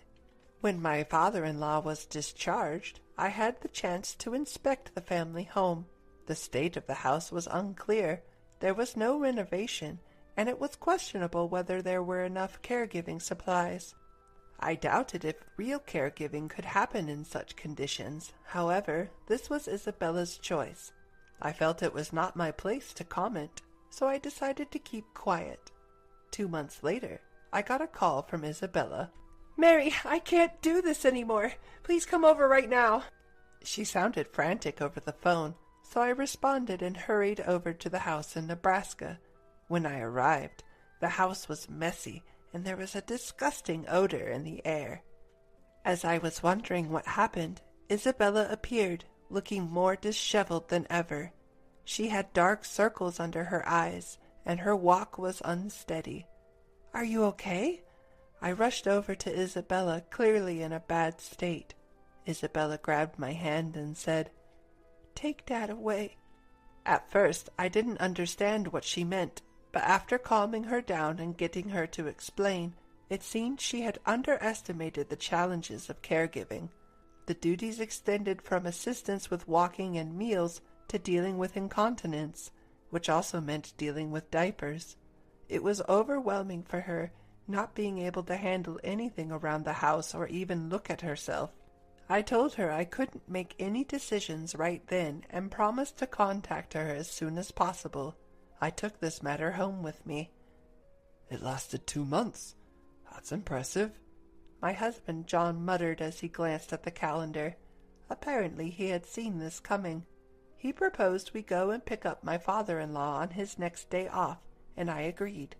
A few days later, when we arrived at the family home in Nebraska, my father-in-law was already packed and ready to leave. I felt relieved that I could finally take him home. "I've endured for 2 months, and I used to live here too, so I deserve at least $5 million, Isabella said out of the blue as we were about to help my father-in-law into the car. I was so startled that I stopped in my tracks. John, too, was taken aback and turned to look at Isabella. Unfazed, she had a smug expression on her face. "What are you talking about, Isabella? This is not the time or place to talk about money, especially in front of Dad. He raised us after all." John tried to reason with her, but it seemed to have no effect. "I'm his daughter. It's only fair that I get paid." Her defiant response surprised me. How could she be so brazen? I questioned Isabella's personality. "Enough, Isabella. You shouldn't be talking about such unsavory matters. And besides, you've already received money," my father-in-law injected with a disbelieving expression. "There's none left. Just $5 million. What's so hard about that? If you're just going to wither away, you might as well put it to good use." "Sis!" I was taken aback. To think she would dare to speak in such a manner to her own father. I stood frozen in surprise.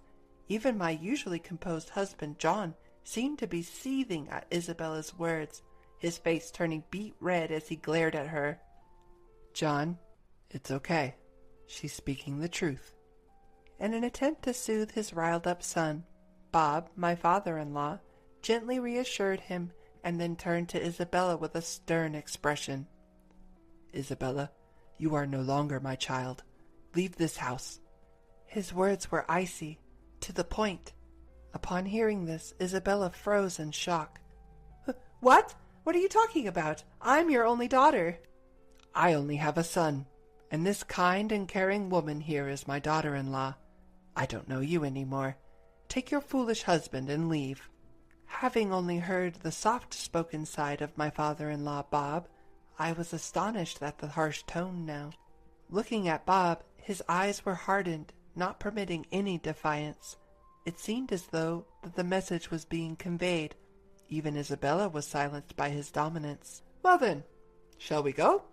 We're counting on you moving forward." It was as if the face from earlier had disappeared.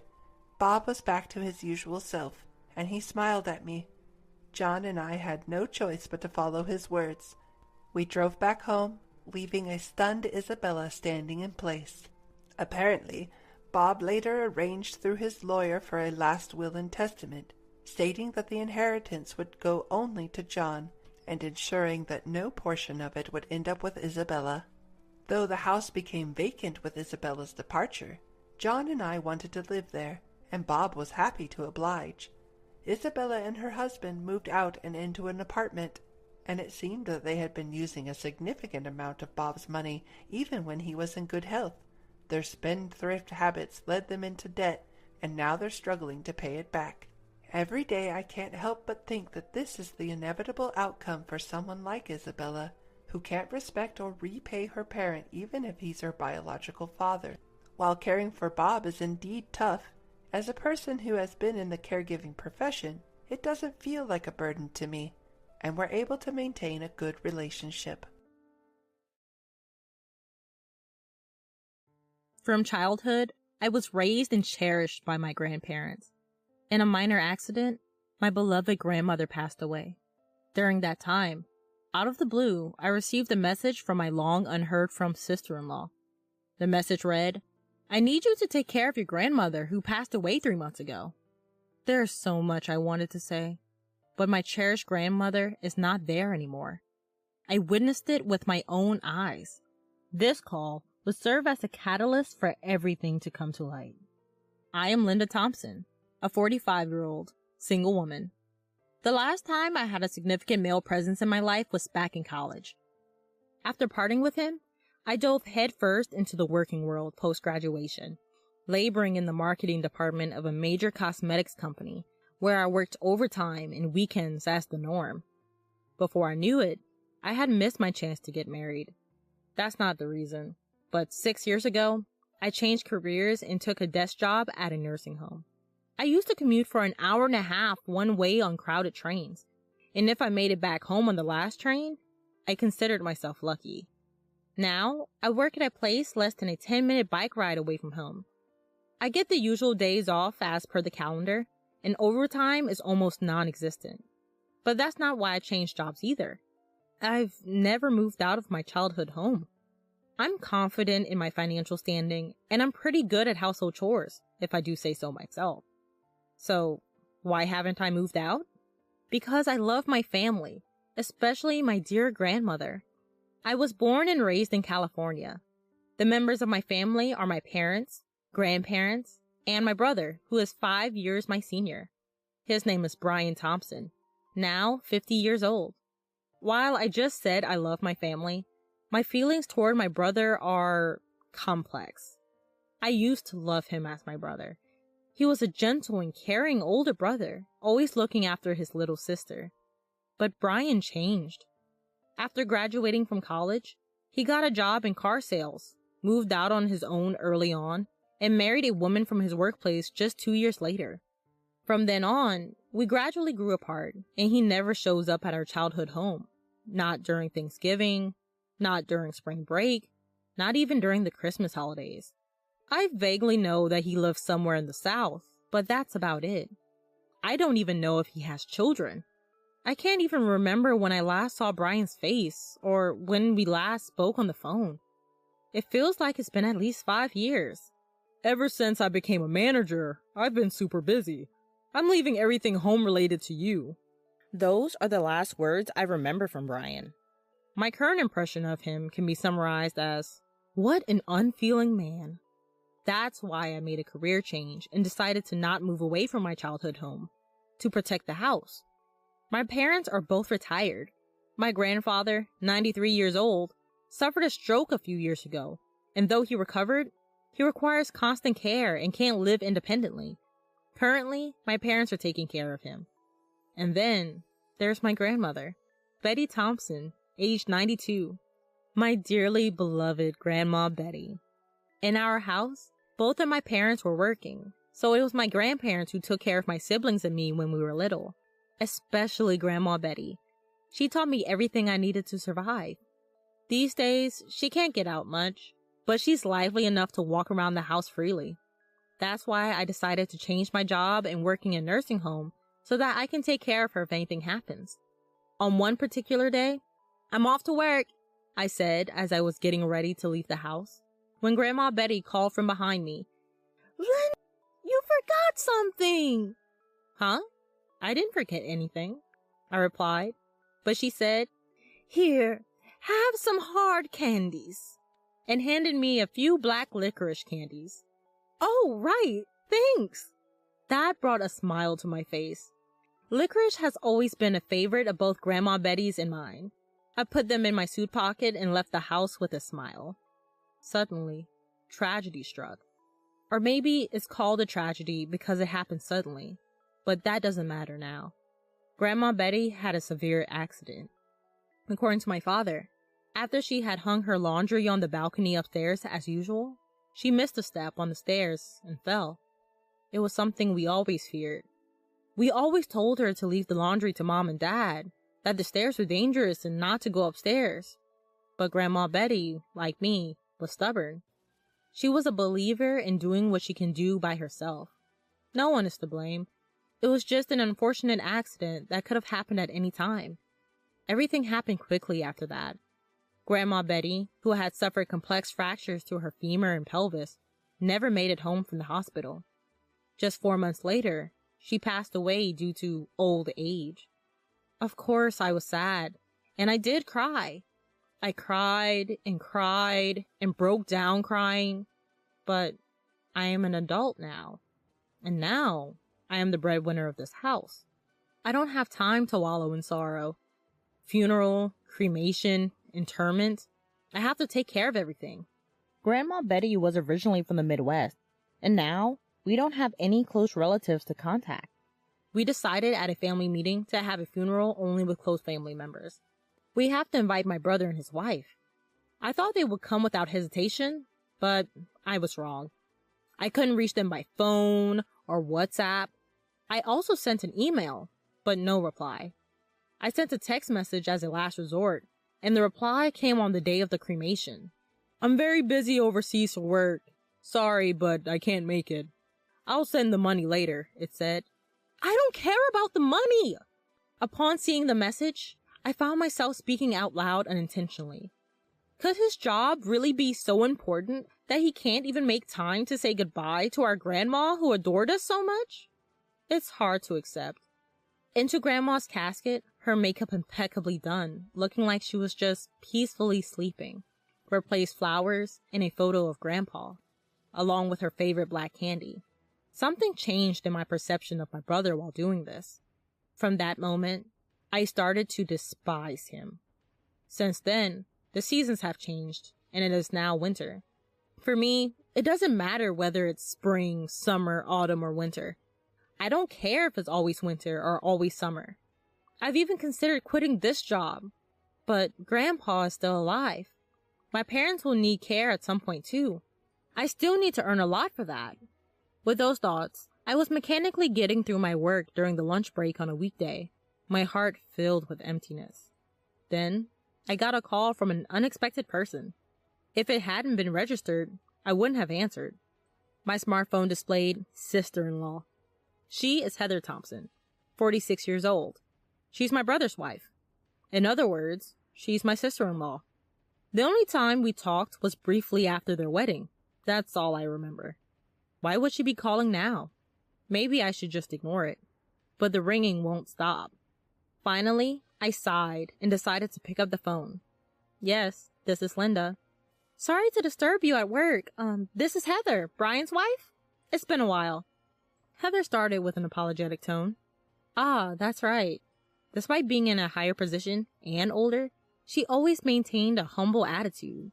When she suddenly decided to marry my brother, she made sure to greet my parents and me, even on behalf of my brother. To put it simply, she's a good person. That's why I couldn't understand why she would contact me now. It's okay, but do you need something? I tried my best not to sound cold as I asked. It's hard for me to bring this up. Heather hesitated for a moment before continuing. About Betty, your grandmother? What happened to my grandmother? I inadvertently raised my voice. We've been taking care of her on my husband's orders, but it's already past the promised 1 month. Could you possibly come to pick her up? What? I couldn't comprehend what Heather was saying. So, we're taking care of Betty at our... Wait a minute. That was all I could muster. Think, Linda, think. So, you're saying that you've been taking care of my grandmother, Betty, who died 3 months ago?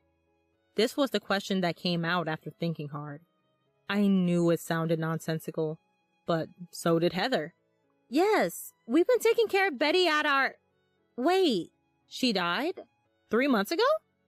A genuinely surprised voice replied. Why don't we calm down a bit, I suggested, and Heather agreed. A few minutes later, regaining my composure, I carefully explained to Heather how my grandmother had passed away. In contrast, Heather's response was utterly perplexing. At the house where Brian and Heather are living, she said, we were told that your grandmother needed care and to take her in until arrangements were made at her home, and that they had been living together with my grandmother. There are 2 possible conclusions. We're both not lying, right? This was the first one. If that's true, then my brother, Brian, is the one lying. This was the second one. I had anticipated it to some extent. The reasons why one would tell such a blatant lie that would be exposed so quickly. But now, there are things I need to do before pursuing that. I'd like to get in touch with Brian right away, but he's basically unreachable on his mobile, I told Heather. I've never used my husband's cell phone either. He won't let me. She continues. However, I think I could talk to him on my cell phone while he's at home. And, she says. And? I interject. He's been working remotely more often lately. I think if I asked, he'd probably be able to have a video call. I certainly think there's a power in face-to-face persuasion. But there's a problem. I'm not even sure where you two are living now. I mentioned the issue. We've been living in Y City in California for over 10 years, so it's easy for us to visit your house, Linda, she says. For now, we agreed to talk to Brian on Heather's cell phone at night and ended the call. We devised various other plans with mixed feelings. Y City is just the next town over. How much lying will satisfy him? Expecting me to take care of some stranger's old woman just a few months after Grandma passed away? It's too much. No, it's repugnant. I got home and called Brian on Heather's cell phone at the appointed time of 8 p.m. By the way, Heather is also waiting in my room at home, thanks to her kindness and enthusiasm. Despite my constant attempts to contact him, he answered Heather's cell phone in just 3 rings. I made sure the conversation was audible to Heather by putting the sound on speaker. Heather, where are you right now? You haven't even prepared dinner, he says in an imposing and arrogant tone. He's not the Brian I knew anymore. It's me, Brian, I declare. Huh? He's clearly confused. I thought so, and waited for my brother's words. That's Linda, isn't it? Why? Where's Heather? I'm here, Heather replies tersely. Why are you with Linda? Brian stammers for a moment, then quickly finds his words. Don't tell me. Did you tell Linda about that matter? He asks. Yes, I did, she replies with a calm demeanor. I told you it was too early to talk about it, he exclaims. My brother's sudden shift in attitude. About that issue? Of course, it's about our grandmother. I've heard from Heather that you've been working remotely lately, I began. What about it? I could almost see the scowl on my brother's face. Why don't we talk face to face using a remote work app from here on out? I'll send you the ID and password, I suggested. If you refuse, I'll take Linda and go back home. Heather offers a cover fire. Fine. My brother grudgingly agreed in a reluctant tone. I sent the ID and password to my brother using Heather's smartphone. We waited a moment. Although the face that appeared on the computer screen was slightly fatter than the last time I saw him, it was undoubtedly my brother Brian. It's Brian. So, what's so important that we have to face each other to talk about? I'm busy here. His attempt to play dumb at this point made my blood boil. Isn't it obvious? It's about our grandmother. What do you mean by saying we should take in our grandmother who died 3 months ago? To my surprise, he replied calmly. You must be misunderstanding something. My brother calmly continues. Our grandmother isn't dead. I'm taking care of her at my place. It was you, Linda, who asked for this, wasn't it? What? I was at a loss for words. Was he really so afraid of Heather finding out the truth? Could a person really stoop this low? And this was my own brother. I was so angry that I was on the verge of tears. But I sent you a text message, I said through tears. I don't remember. Grandma's here with me right now. Do you want me to bring her here? I want you to bring her here. Brian was completely defiant. I had no time for tears. Brian left his seat and returned a few minutes later with an old woman in a wheelchair. Say hello, Grandma. Linda, it's been a while. I'm Betty.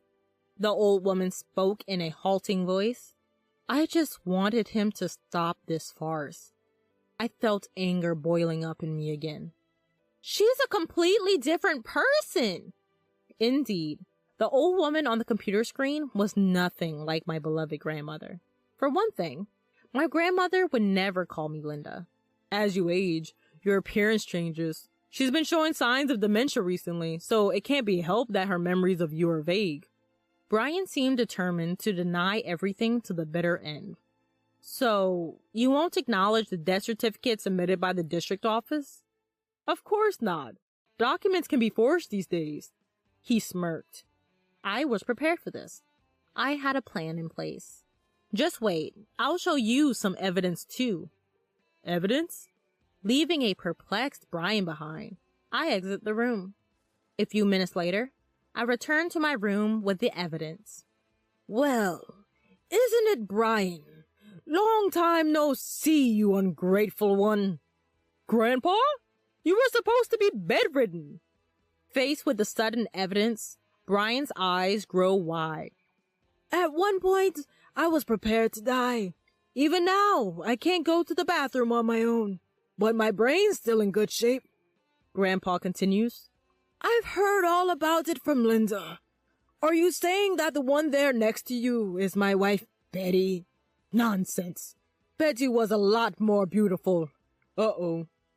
Cornered, Brian hangs up his phone. He's probably trying to log out of the video call. Heather, who had remained silent till now, spoke up. Are you running away, Brian? Going to Catherine's place? Brian's face turned pale, clearly visible even through the computer screen. How do you know that? I've thought this for a while now, Brian. You underestimate me, Heather insists.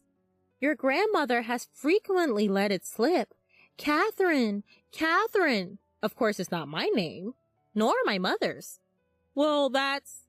I also confirmed with Linda, and she had no recollection of the name Catherine. I had a suspicion for a long time and hired a private detective to investigate possible infidelity. What? The results came out quickly. Pictures of you at the scene of the affair, that your grandmother is Catherine's grandmother, that you have been preparing various things to divorce me. Yes, everything started from Heather's women's intuition that Brian had a high chance of having an affair with another woman. A relationship with a late-20s subordinate at work named Catherine. Brian had taken over the care of her dementia-stricken grandmother to win favor with Catherine. He was also plotting to dump her into a care home and push her off of my family home before admission. That he was planning to divorce Heather without any blame and remarry Catherine using every means possible. Heather proved all of this and then approached me. Honestly, she is an extremely intelligent woman, which seemed unimaginable from her appearance and demeanor. Do you have anything to say? I asked Brian, only intending to listen. I'm really sorry. Forgive me. I didn't mean to deceive you. Heather, too. I'll break up with Catherine, so... said Brian, bowing his head through the screen. Science these days have certainly developed.